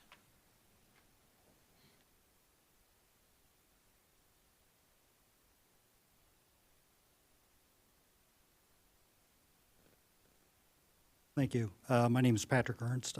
My property is addressed as 455 North Main Street, Englewood. Our property is part of the initial 160-acre tract that was carved out by the Wainwright property as the back in 1812. Our site is kind of unique to this situation because even though we are addressed as Englewood, our homestead, which is a 200-year-old house, is a direct adjoiner to this development, proposed development. We're right here. Excuse me. We're right here, but we also own this tract over here. Combined acreage is about 7.5 acres. We have more than 1,000 linear feet of common boundary with this development. And I know that there's been some discussions as far as the distance from any parcel line at 75 feet. Our corner,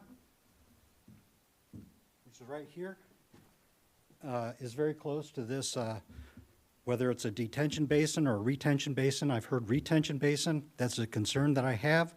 If it's going to maintain water there, then it's going to be a hazard. It's going to be a hazard for all kinds of mosquitoes unless there's a bubbler. If it's a detention basin, obviously we don't have that consideration. I am concerned about how the comprehensive plan that was adopted back in May of 2018, I would like to know how this PD proposed zoning change, how does that reduce the sprawl? How does that improve the quality of life for residents? I'd also like to know how does this preserve our rural land as identified on your page 35 of your comprehensive plan that's only 6 years old. Page 40 of that same plan identifies a flex use, which is in the southeast corner of this development.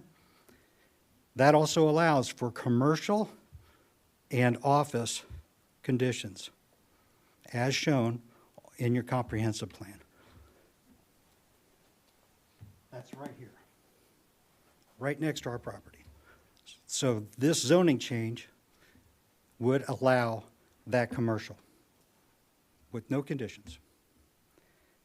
Other people have addressed concerns in regard to drainage. We have a significant drainage issue. I don't think any of those things have been fully investigated.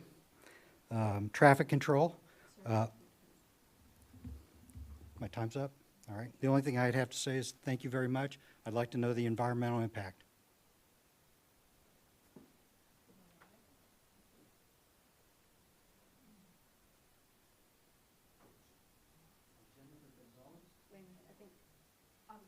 Anna Ernst. No, I'm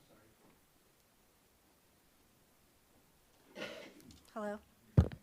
My name is Anna Ernst. It's 455 North Main Street, Englewood. Our property is actually in Clayton, as my husband, who, by the way, is a professional surveyor, so he does know what he is speaking of.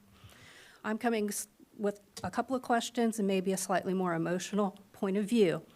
We purchased this house 5 years ago as a retirement home. We purchased it from the Rupert family, who purchased it from the last surviving member of the Waybright family. Jacob Waybright purchased this land in 1820. He farmed that land behind us. It's been undeveloped for over 200 years, and there's a reason. And I would like the panel to consider these reasons. The Keep It Rural community, I appreciate what they're doing. Keeping it rural is a good thing. Keeping it as farmland is a good thing. Developing it may not be a good thing. It may not be a cost-effective thing with the limestone issues. Another company tried to develop it a few years ago. They stopped because they did soil borings, realized it wasn't cost-effective for them to do this. So my question is, why is this the best site in Clayton to develop? There has to be other sites. Why the high density? If this is developed, which I'm not 100% opposed to, why does it have to be such high density properties? Is there federal money involved, a federal incentive to do high density in that area? And I don't expect an answer. Again, the Waybright family, our original homestead owners, we are spending a lot of money to restore a historic home. And we want to retire there comfortably. I look out my back window and I see a beautiful sunset over a field that is farmed, and I see wildlife.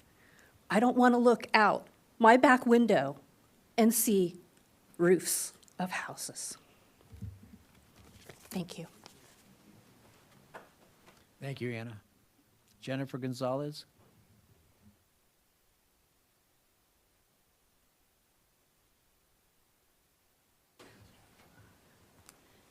Hi, I'm Jennifer Gonzalez. It's 7777 Washington Village Drive, Washington Township, Ohio.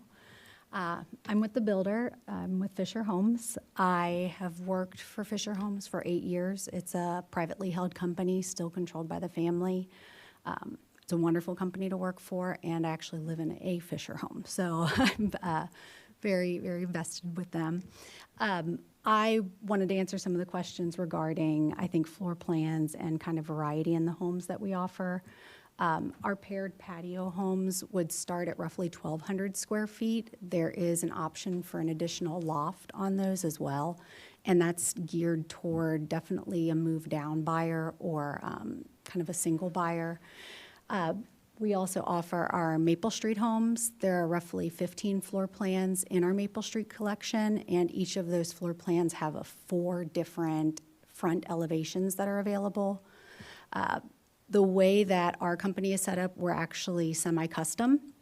And so when a customer comes through, they're going to pick their floor plan, they pick their exterior, and then they go through our design center and essentially build out their entire home, including colors, materials, where they want tile, where do they want hardwoods. It's definitely not a cookie cutter option because you can pick the same floor plan and spend $100,000 more. With our designer floor plans, there's even more options. There's roughly 16 floor plans, and then we have up to 7 elevations for each of those. So that's one of the reasons why we were bombarded with lots of pictures in the packet. We do offer quite a few.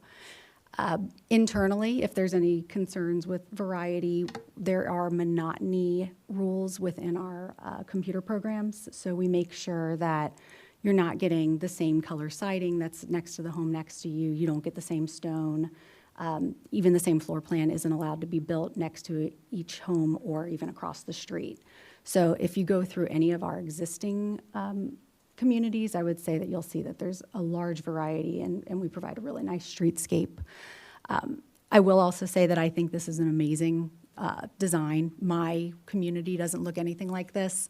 It's definitely, rows and columns of streets. This has quite a bit of green space, amenitized, walking trails. It's just really, really well thought out, and it's something that I don't regularly see, so I think the developer's done a really good job. So I'm excited to be part of the project. You have any questions? I do have a question. So on the patio homes, those can be built as single story or add the loft? They could, that's correct. So there's 2 different separate floor plans. There's the Hudson. The Hudson actually provides 3 bedrooms upstairs, and the main living area is just the kitchen and then the living room.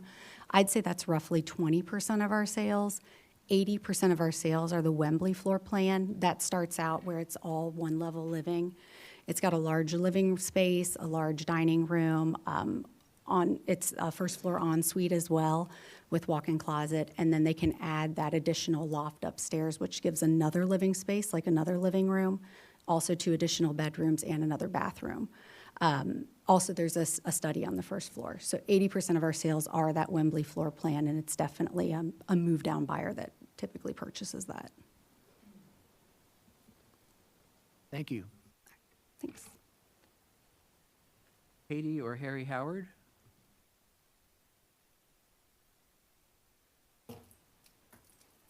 Hi, Katie Howard, 196 Sweet Potato. Not too many people from my edge has really said much. I'm just going to agree with most of my citizens with what their concerns are and maybe elaborate on 2 of them. The first being the schools. My daughter has gone through Northmont since kindergarten. She'll be graduating next year, so I can attest personally to the overcrowding of our schools and our school buses. Just last year, when she was still busing to school, they had high schoolers 3 seats deep on that same road, Sweet Potato. So how are you going to fit 500 more houses worth of children on school buses into our schools? We haven't been able to pass a levy in 2 years. That's a serious concern. On top of that, has Clayton talked about widening Sweet Potato? Because the massive influx of traffic is going to be a serious issue. I see nothing in the plans for that on their development, and I don't think you could cause easement on Union side, could you? So shouldn't that be something that be factored as well? I mean, as opposed to doing this massive build with all these people and then being concerned after the fact about traffic down Sweet Potato, which is already extensive, as most people have mentioned. That's all. Thank you. All right, thank you. Mike Stallings? Mike Stallings, 3470 Sweet Potato Ridge Road. I own the property to the northwest, and I will share a substantial property line with this development. The way I see it, I'm against this. I mean, let's make that clear if it's not already. This is farmland. Everybody around this enjoys seeing this farmland. The farmer enjoys farming it. I enjoy not having 500 and some houses next to me. Now they're talking about putting 103 rentals next to me. How does that help me? How does that help anybody in here? We've got out of community developers buying this property, out of community companies coming and doing building, all the construction. I don't understand how this helps anybody around here. And we talk about there's a need for rentals or whatever. It's not our responsibility to provide rentals for the rest of the country. I mean, we all bought this property or properties around here because of how rural this is. Destroying the ruralness of this community is not in any of our best interests. Maybe government employees might be for this because you guys want to make your government bigger. That still doesn't help. So I'm against this. It will completely ruin my lifestyle there.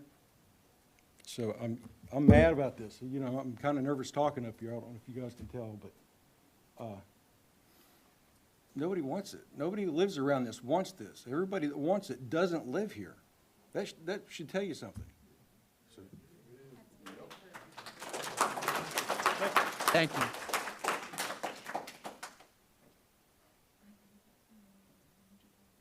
Kenny Kinsler?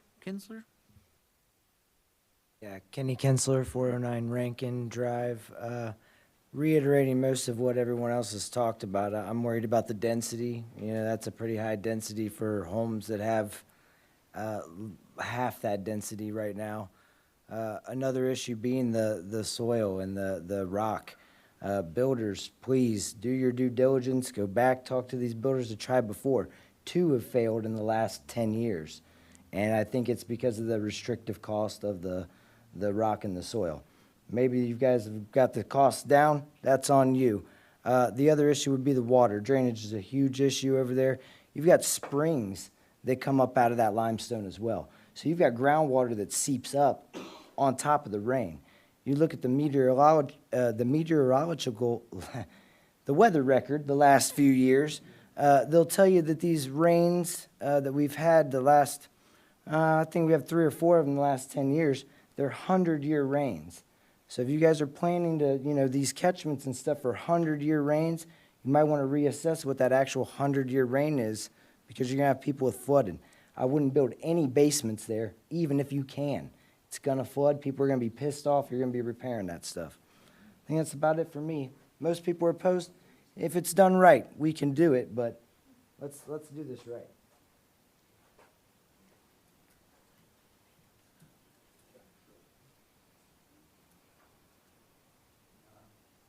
I'm not gonna get this last name right here, Paul Mallards? Mallard? Can I defer my time to somebody else? You're the last one.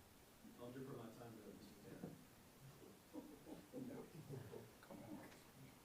I just have a question again, to the point of the last two gentlemen. Sorry, Troy Tanner, 414 Beach Grove Drive, Inglewood. On the schematic number 69. I've heard very few questions from the commission, questions from the audience. They have not identified a need for the project as presented. They're presenting concerns. I don't hear the same concerns, maybe in your closed session, but the commission hasn't projected the concerns that the citizens have. And they're telling you, people tell you certain things, and they're giving you the answer. 550, and it's higher because the actual use, there's 70 acres that aren't in use to support the, quote, open green space and the water issue that this gentleman here is talking about. And you need to read the schematics because there are lots per schematic, unless I can't read, that are 3,000 square foot lots. It's in the legend. And then to speak to, and I'll sit down here, you've got 134 lots that are 34 by 110. What's going on the brown lots? What's going on the narrowest lots on the schematic? It's the lower southwest corner. Pardon? The paired patio is a single floor. Paired patio. And there's a need. Market research says there's a need for that style of home in this part of the county. There is a housing shortage going on right now, Is so there a there specific are need needs per market for. research for the style of homes that they want to put into this property? And no, it's not to deny those who have purchased the land, but you cannot do this in a vacuum. And again, the principal that's purchased the land lives in Loveland. They're not even in our county. And this is their third line is passion for the deal.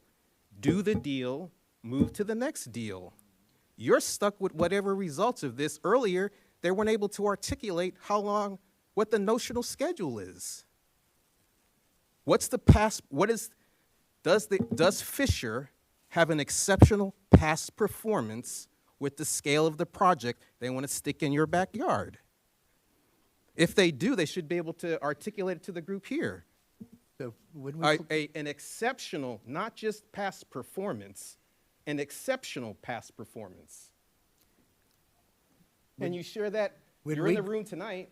When we close the public session, the folks will be able to come up and Okay, answer that's your what- questions, so. Well, that needs to be we'll give them answered, a not chance. just for me. That needs to be Yeah. answered for the folks in the gallery. Right. Because they're going to be here. Many have mentioned about the homestead, amongst other things. They need to be addressed, and I don't think they've been sufficiently addressed by right. commission or the presenters. All right. Is there anybody else? Did you swear in already? I did earlier. Okay. And your name and address? Josh Hart, 425 Rankin Drive. Police presence. How I would want to know how that is going to be addressed. I understand the property here is all Clayton. Clayton is already extremely spread out. I know they have great police officers that are spread thin. Adding 500 more homes is going to be a problem. So I would want to, or hope from the city of Clayton that something is addressed as far as that goes from the police department. Also, if the developers can maybe talk about when they come up again, just the the plan, the buffer, I guess is what it was called, for the homes that are on Rankin, like what some of the plans are, could be as far as what the buffer area is right there between Rankin Drive and the properties there. So, thank you. Thank you. Is there anyone else? Yes, sir. Come on up. Did you swear in? I did. Okay. It's all perfect. William Goodwin, 418 Beach Grove. So, a couple things. Does anybody know how long 10 feet is? Because 10 feet is the distance from the gutter to the gutter. Oh, we need 3 more feet. That's how far the houses have to be apart. You said 5-foot setbacks? 10 feet? Do you know how hot the side of vinyl siding gets when it goes up? We're going to have the whole community on fire. I don't even know how a 5-foot setback could even be thought of. I run campgrounds. Our minimum square footage is 1,000 square foot for a tent. 1,000 square foot lot for a tent. That's the minimum for the state of Ohio. And you're going to put a 3,000 foot lot for a home? These guys have taken the plan of jewelry stores in New York City and divided it into every dollar they can get. Read the book. They are cutting Clayton apart and destroying Englewood. Has anybody been to Kroger in a while? How about Walmart? The line's short enough for you? You want 600 more people in there? That's what we're going to get. Maybe the Planning Commission needs to work on grocery stores. I'm not attacking you people personally. You have courage to stand up here and do what you're doing. Now prove it to us. Thank you.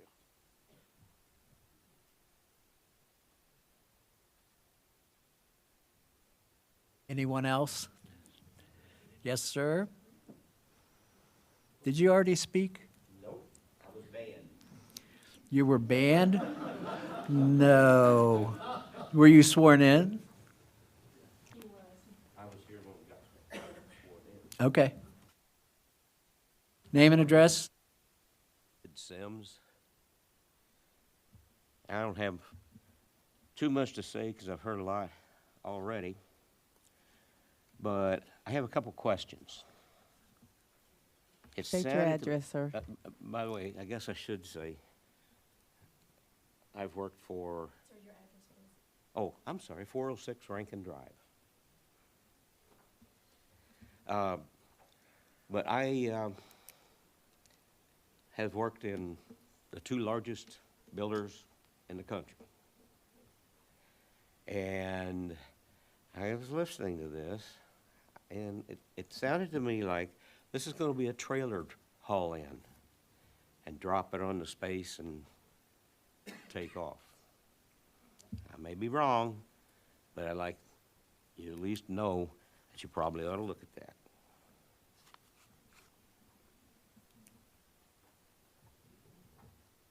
All right, thank you. I'll ask one last time. Anybody else?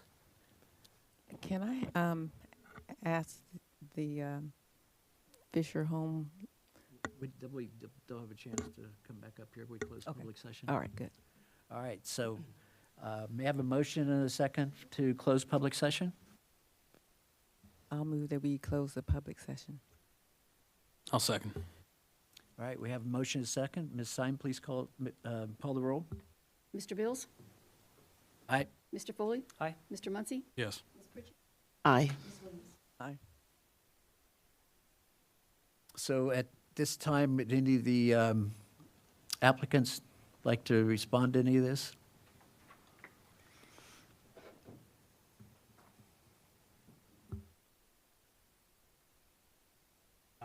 I mean, just high level. Is this on? Okay. Yeah, I mean, I think we can definitely look at a standard buffer on the south side of Rankin Drive just to make sure that that's standardized and we understand what's being put there between the proposed residence and the existing residence. If you don't want any trails in the back, we can get rid of those in that area. We have no problems removing that. And then on the paired patio specifically, that is a move down buyer, and that is one of the biggest needs in the area, is a single story floor plan that people can age in place. So just from market analysis standpoint, that's probably the biggest demand in the whole area, so. I can answer that. The rock on the south side is a lot lower, as everybody mentioned. So none of those will have basements on the south side, so. Do you have any insight on the school? Is there any statistics as to what we can expect for So new students? the Not all these school- houses are going to have Yeah, students. the school told us to expect 0.4 students per house, is what we were told from. So say it again, how many? 0.4 students per home. That's not my number, so. That's from the school district. That's from the school district, so. If you want to confirm that, please do, but. Were you part of the acquisition team Yes. on this project? Yeah, I'm part of the development. And have you been watching the Clayton market over the last, I don't know, 5 to 10 years? Has this been a market you guys have been researching? Yeah, I mean, just the job growth on the north side and the growth of the Wright-Patt Air Force Base, there's an exceptional amount of unmet demand. Did you look at other properties? Yeah, I mean, we've looked at a whole bunch of different properties. The availability of existing infrastructure and surrounding by existing residential communities instead of surrounded by mostly farm fields, that was one of the things and the future land use plan is kind of, when you look at the comprehensive plan from a developer standpoint, it says we would like to build houses here, so. And then on this plan, to address Mr. Ernst's comment, there's no commercial allowed per this plan. There will be no uses allowed outside of residential, so that that's not an allowed use as part of this proposed plan. I know that. That's not what the comprehensive. Yeah, but we're not following the comprehensive plan. I can see that aspect of it. That aspect. I mean, we're following the residential portion. Except for the keep it rural comment on improved quality of life. Well, I will let the planning commission talk about the plan, Clayton. Earlier in your first presentation, and I just want you to kind of see if there's any more illustration you can give to it, but you mentioned kind of this kind of philosophy that, this is where we develop in order to preserve other areas. Can you kind of explain that again? Yeah, you don't have to extend sanitary sewer. You don't have to extend water, potable water. It's all existing and available. You don't have to extend, roads to the site. And we will be adding turn lanes at the proposed driveways per the traffic study. So that, the traffic study was submitted today, I think, to the city and Kleinger's, so that is under review. And In the event that Sweet Potato needs to be widened, is it your understanding that's a cost of the developer? What is required per the full build-out? Yes. Yes. Can you show the elevation of the patio homes and also the other rental area? We submitted all of them, but on this plan, we just have, those are just some examples. So that actually has the loft, that's the paired patio, the single story, and that's the Wembley, that's the Hudson, that's the 2-story. And then this is just example elevations, but there's hundreds of different elevations. That won't fit on your small lot. You can tell by the size of the driveway. Or their dimensions. That's all I have for you. Yeah, it fits. We base it off of their floor plan. No street parking. All right. Any other questions for him? Yeah, one more. And obviously, so Mr. Benkin mentioned earlier when we just asked the first question about the buffering, the sound. Will you, you'll do everything you can to try to help that issue? Am I correct? There's ways you can do it better than others, and I guess I'm asking you as one of the planning commission members, will you really spend time and try to do that to the best of your ability? Yeah, we'll make sure there's a standard buffer, cross-section of what, Yeah. No trails either.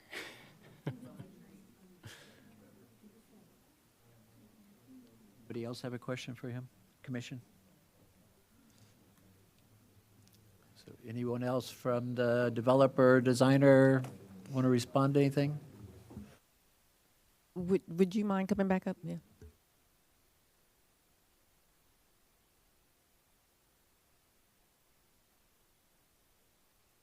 I don't think I heard the question, sorry. Hadn't heard. Oh, okay. So what is the expected cost, the price point for these houses? Do you have that? I don't think we can build anything less than 280,000, and that would be for one of the paired patio homes. I would expect the designer to close probably in the 500s. So 3s, 4s, 5s. Okay. Thank you. Just to clarify, none of these are going to be roll-off or manufactured homes. These are going to be stick-built on concrete foundation. That's correct. My husband actually builds them. Thank you. DR, your turn. Go ahead. Same question, please. Yeah, so being on the rental side, I think you asked the price points on that? Yes. So if we were selling the home, I'd look at Winger Village as a good example. I think we're in the high 3s on those and low 4s. On the rental side, this is a broad range because it's going to be based upon the square footage of the home and the size of the home. They're all going to be 3-4 bedroom homes, ranging from 1,200 square feet all the way up to potentially 2,800 square feet. Those would rent at probably a starting of $1,600 a month all the way up to $3,000 a month. Really depends on the floor plan and the size of it. Again, we'll do some market studies and look at the overall marketplace. And to go back to a lot of the questions, is there demand? There is a strong unmet demand for rental, high-quality rental. There's a lot of lower-end rental that's existing in the marketplace, which is why you might see some vacancy. But if you're looking for high quality rental housing, that doesn't really exist in this part of the North Dayton market as much as it does in the southern part. I'm a 28-year-old, and I have family that lives in West Melton, and my in-laws live in Tip City. I currently live south of Dayton, and I have looked multiple times to move back up north, and there's just not a lot of high-quality homes on the marketplace. If you have a home today and you were able to lock in your interest rate at a low value or at a low rate, there's not a lot of trading of those homes on the resale side. So that's where new construction comes into play and offers, affordability and opportunity for urban professionals, younger professionals. And that's what I always say to communities is, do you want multi-generational living in your community? It's about a diversity of housing product, and that includes rental housing as well. You don't see a lot of high-quality build-to-rent product in the marketplace today, and that's really what we're here to offer. Just out of curiosity, you know what the average rental rate is for a 3-bedroom home in the, I would call it Northmont market? Existing today, one of the projects that's maybe newer is the Grand Villas, which I know has done well from an occupancy standpoint. I want to say those rental rates were like $140 a square foot. So, if you had 1,000 square feet, $1,400 a month. That depends on obviously on the size, and I don't know the particulars of that project exactly, but that was one that came to mind. So that's just to clarify, $1,600 to $2,000, a reasonable rental rate in today's market. Yeah, for a 3-bedroom product, that's probably a good average to say. And Redwood's another company you might be familiar with. They have a project in nearby Vandalia. They do the rental side specifically. Again, we don't tread in their waters often. Again, most of our work is for sale, but we do obviously offer a very small portion of our business for rental. So they're another group that locally folks might know that would be a good reference point in terms of, price points of where you'd be at on a price per square foot. Thank you. All right, thank you very much. There's been some comments about drainage. Can you, choice one, he's coming up to do that anyway. That's what I'm here for. Okay, thank you. Yes. So a lot of the concerns that are brought up, obviously a lot of what we have to look into is the natural topography, where that stuff's heading, how do we handle it, how do we manage it. So all the residential product that you see there will be collected via stormwater drains or swales on site, collected to those basins. I know the 100-year storm frequency rainfall event that was mentioned this evening, those basins are designed for that. That's per your guys' standards. So we are already beholden to that. Up the standard. Yeah, so we're beholden to that standard that you guys currently have today. Obviously, other components will be designed. Storm sewer is obviously designed through your guys' components as well. So all that stuff will be managed per your guys' current systems. But we also take an effect of other things. So we don't just look at it and say, okay, there's your standards. We try to have other contingencies involved with some freeboard in those basins, so some extra storage.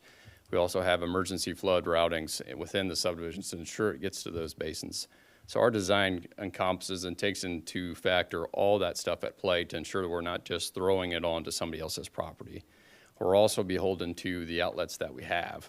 So if our outlet is a smaller tile, we know we can't just follow your standards. We have to follow what that tile can accept and receive. So our drainage analysis takes all that into consideration when we're looking at this and how it affects the neighboring areas. Obviously, if we create a problem, we don't want that. So we're trying to be good neighbors and understand how that water affects them today. I've heard it from more people than not. In the end, when it's done right and correctly, when we work with the community and understand those concerns, it alleviates a lot of those issues. I know the one specifically in the southeast corner, that 16 acres, at the end, really just that green space behind those lots is now heading there. So you're talking reduction probably from 16 acres, maybe even less than 2 acres that's going there. That's a huge reduction in what that area is seeing today. So there's different things that can be taken in consideration with that design that we've heard from this evening that we can incorporate to help aid in the stormwater concerns. Else have a question for him? Thank you. Nope, thank you guys. Yes, sir. I'd like to address questions or concerns perhaps about property value. Conservation development plans, like this plan, have more open space than a traditional subdivision plan would have.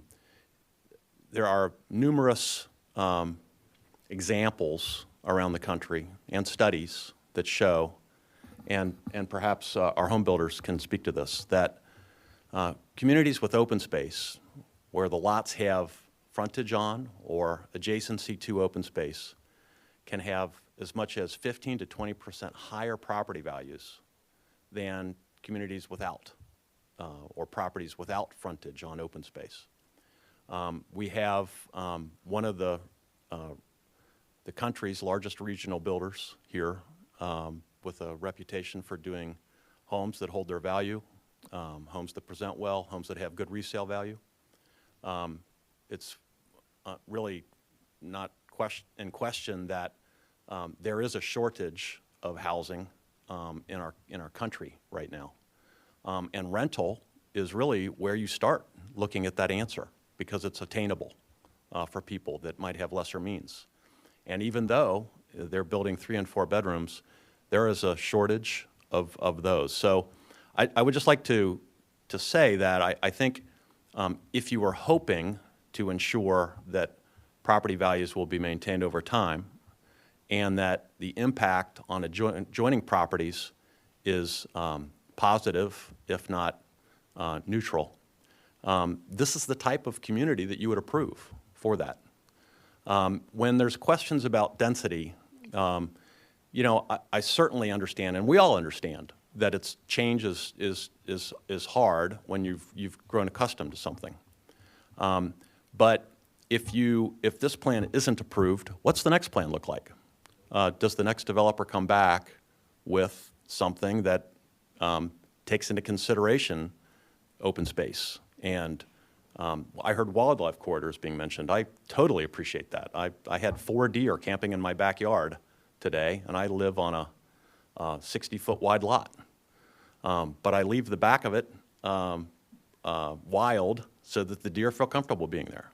When we did this plan, we said we want to maintain wildlife corridors throughout the development. So I can tell you from firsthand experience that deer don't browse in woods.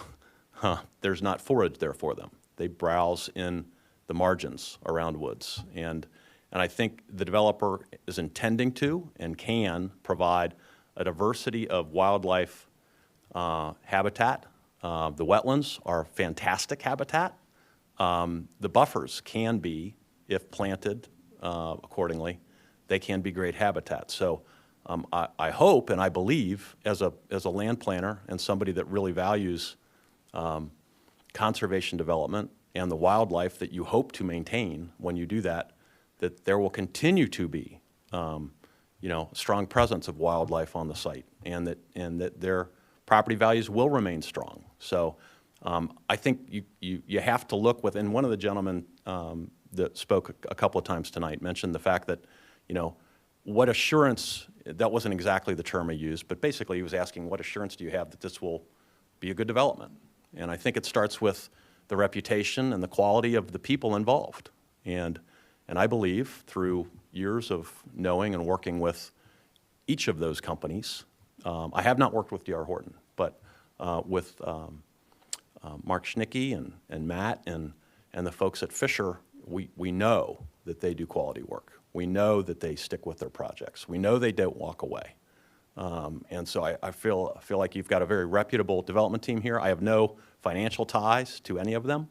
I'm a hired planner. But I feel like you have to ask yourself as a community, yeah, there might be some things that people have concerns with about this plan, but it's a good plan. I firmly believe it's a good plan, and I firmly believe that you have no assurance that the next plan that comes in will have the same consideration. So thank you for letting me speak. All right, thank you.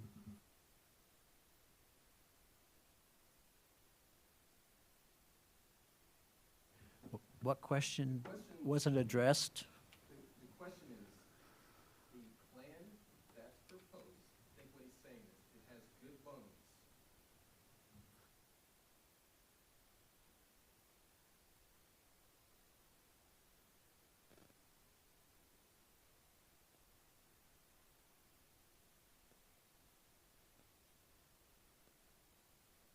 Rub is the density. Can they successfully execute what they have planned with a comfortable return on investment that does not require the density that's presented? They're not doing this for nothing. They're doing this to Of course not. community. Good bones, lower.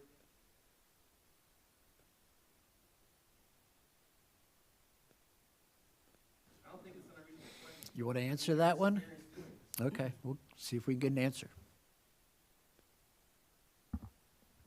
I mean, this plan has a lot of open space, a lot of unloaded streets, and without this density, you cannot do this plan. Modify the plan. Yeah, but yeah, that No, this is, I want to clarify here. What he's saying is that in order to have the open space that has been proposed in this particular plan to get the return, you have to have that higher density. If you put 60-foot lots where there's proposed 50 and 55-foot lots, there's not as much open space unless you propose less houses. Now, that's a separate question. So you're saying put less units, not necessarily have smaller lots or bigger lots. We're talking about two completely different things.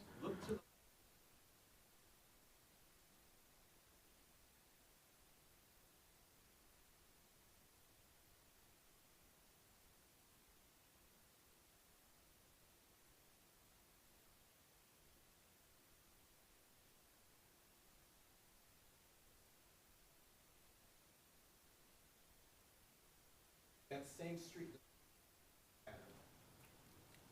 You can do, it's a division problem. It's an ROI problem. Within 3 of our houses, you can do. Mr. Bills, We're- I don't mean to so, interrupt and stop yeah, people we from have- talking, but we the have public to- comment section is Yeah, over. public comment section is over.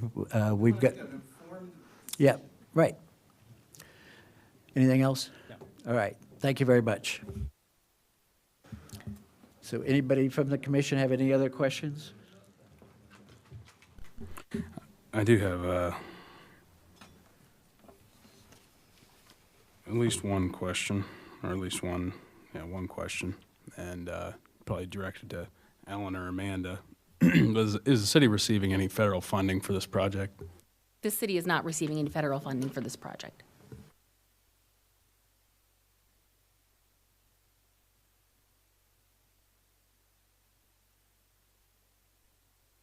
And just to clarify, there's going to be at least one, if not, I know there has to be at least one other final development plan that has to be submitted.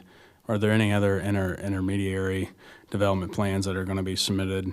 This, just for the sake of clarity, this procedure goes, we get a preliminary development, it goes to city council, let's say we approve it, it goes to city council approve it. It comes back to us on a final development plan, and then city council has to approve it again. And if we don't get through one of those phases, we don't have a development plan. Yes, that is correct. Ellen, what's the timeline on that? Like what's the, what's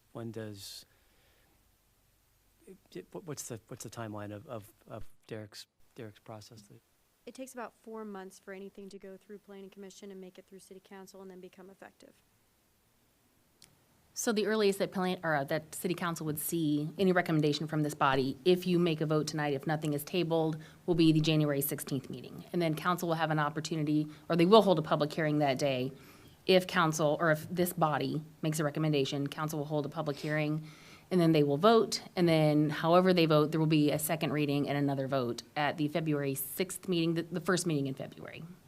And that's just for the preliminary and the zone change. And one other point of procedure, a traffic impact study is not required in a preliminary development plan. Is that? It is not. And before the final development plan, there has to be a traffic impact study that the final development plan will not be approved unless the conditions of that traffic impact study are met. Correct.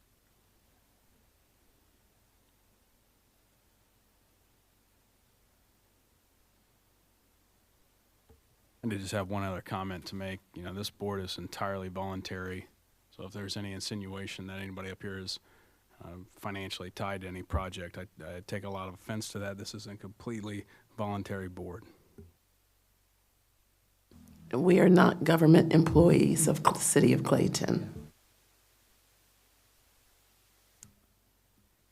I do want to make a point about Plan Clayton. I know that there's a lot of controversy in this community about Plan Clayton.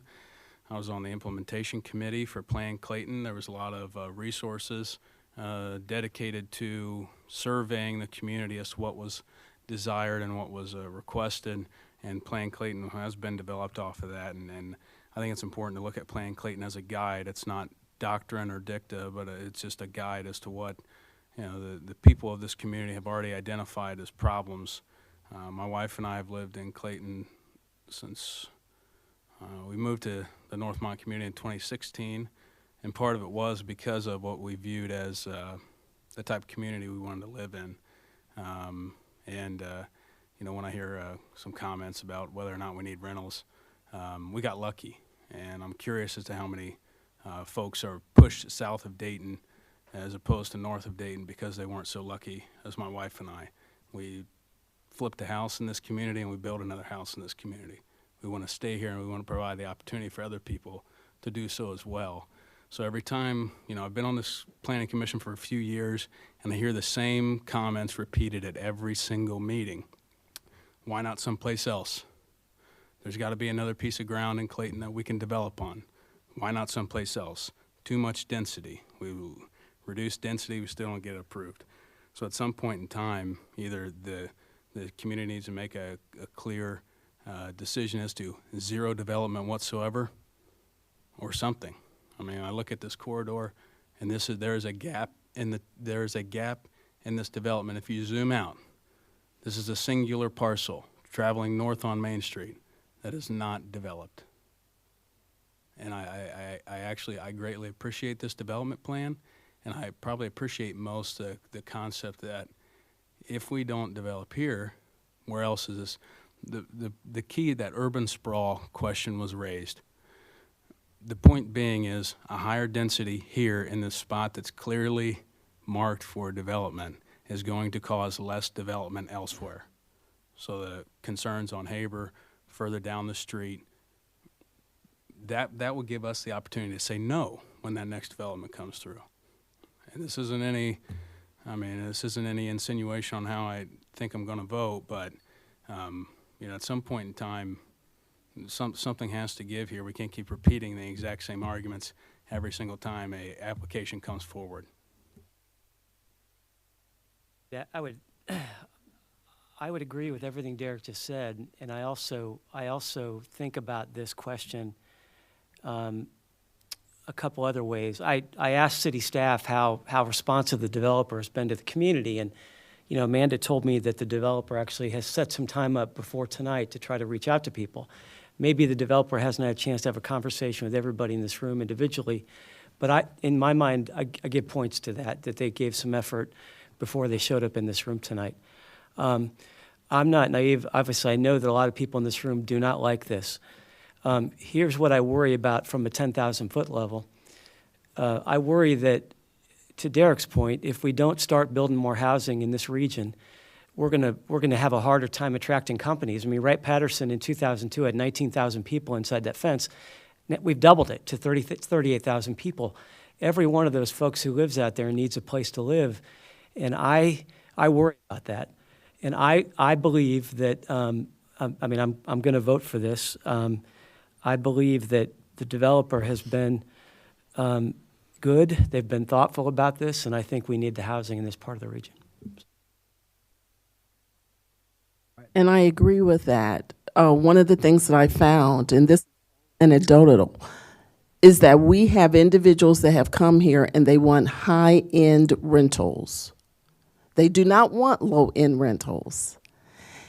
And so when you talk about that, you're talking about individuals that are willing to pay $2,500, $3,000, $3,500 a month for a rental. Not a home buy, a rental. And so we're losing those individuals south of town, but also Greene County. If we have a concern about our property values, then we want to see development. If we become an area in which there's no growth, no excitement, there's nothing happening, businesses will start to fall off, they will start to go away, and then we will lose property values. It will be very difficult to sell a home. And so those are things that I want to consider. And I've lived here in Clayton. I moved here in 2012. I was very intentional about moving here. I talked to people, and I knew this was a place that I wanted to make my home. And I've moved to another home in Clayton. I'm not leaving Clayton. And so the home that I'm living in now is in a more of a rural area, and there's growth that is taking place behind us. There's a farm behind us, and then there's development that's going on behind there, just to give you an idea. And when I see that kind of growth, that excites me, because I think about, how is that going to impact my taxes? Will they maybe go down a little? Will we start to see grocery stores? So those are the things that I'm looking at. In terms of this particular issue that we have before us, it is simply a zoning change. I do have questions in regards to our school district. I think those are very relevant questions, but we're not there yet. Right now, we're talking about a zoning change. Correct? So many of the questions and many of the comments that were raised have been raised early. Right now, we're talking about zoning. We have not moved to that phase yet.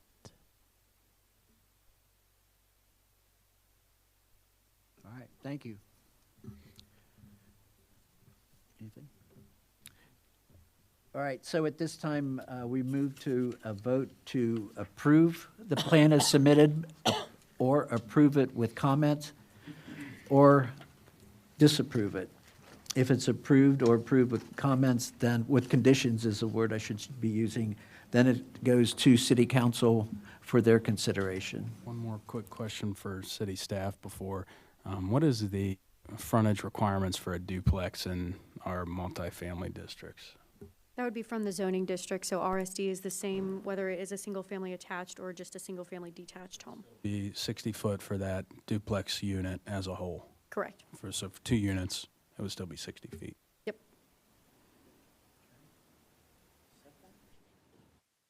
All right, might I have a motion and a second for approval, or approval with conditions, or not approved? Yeah, I am curious if expansion of some of the lot requirements would help address some of the concern. I know it's not going to address everybody's concern, but that will at least, we have the 60-foot benchmark. I recognize the issue that the developer raised with that 60-foot number on these rental properties. And also, I'm sensitive to the fact that this overlay district requires different elevations. So, the different in lot size might break up some of that monotony. I'm curious if anybody else had thoughts about that on the planning.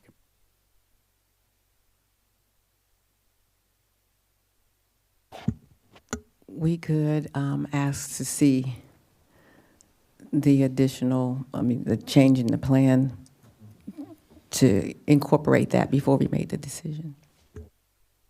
One thing, I guess I won't beat around the bush too much, but I know we could approve it with 60-foot lots for the minimum for the entire PDD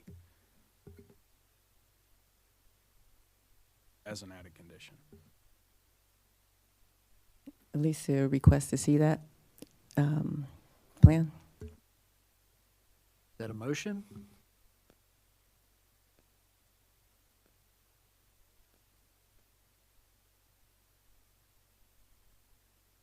This is the application we have before us, I'll, so this is what we have to consider. I'll go ahead and propose this motion. I'll move to approve with conditions, the conditions that have been placed upon it by city staff. Well, there's a list of conditions, 1, and with the added condition that the minimum lot requirement for every lot in the development be 60 feet.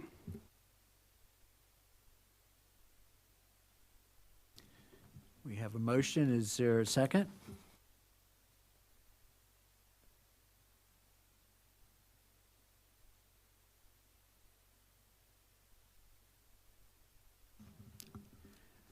I'll second it. Motion and second. Are there any more questions or discussions for this?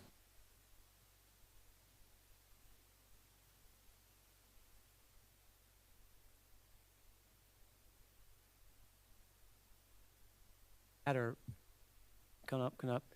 Just what's and I'm just asking this because I would want to know this before I voted on this. What would be the impact on the land use plan of that?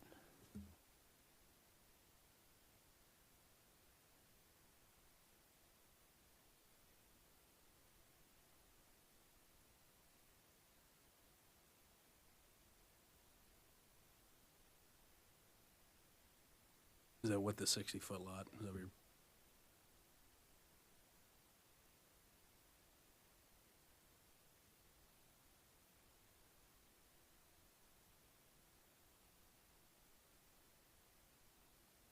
I'm sorry, sir, but the public comments has been closed. We are unable to accept that question right now. So my intent was to ask the question, like, what's the impact on the land use? That was brief. Well, I'd like to let him answer, actually. Yeah, I mean, it would be a dramatically different plan than this. It wouldn't just be spread out lots in reality. I mean, just because yeah, I mean, you would expand, you would have to actually increase the area a decent amount that's developed. Could we have, We could, well, another plan come before us showing that, the change in the size? Or would that be, would you be able to show a plan with the reduced number of lots? Yeah, I mean, it would just be a totally different plan than this one. So, I mean, it would just be a dramatically different plan than this one. I mean, the attractiveness of the plan is definitely the open space. So, I agree. and that's the beauty of this plan. So it does not make sense to bring another plan that's going to take that away. I will say that there's a lot of variation. They're not all just cookie cutter size. There's a lot in the 55 and 60-foot lot size. We have 72-foot lots intermixed into there. There's a lot of 60-foot plus in the 55. That's just the minimum. That's the minimum. Yeah, I agree. I completely understand that. It just makes it more palatable for folks.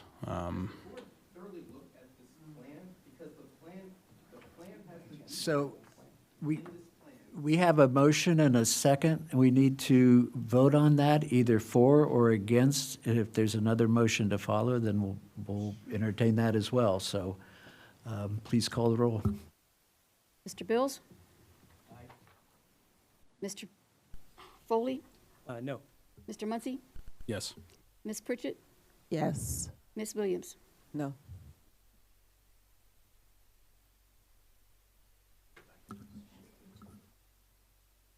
So that's with the minimum 60-foot. Minimum 60-foot lots.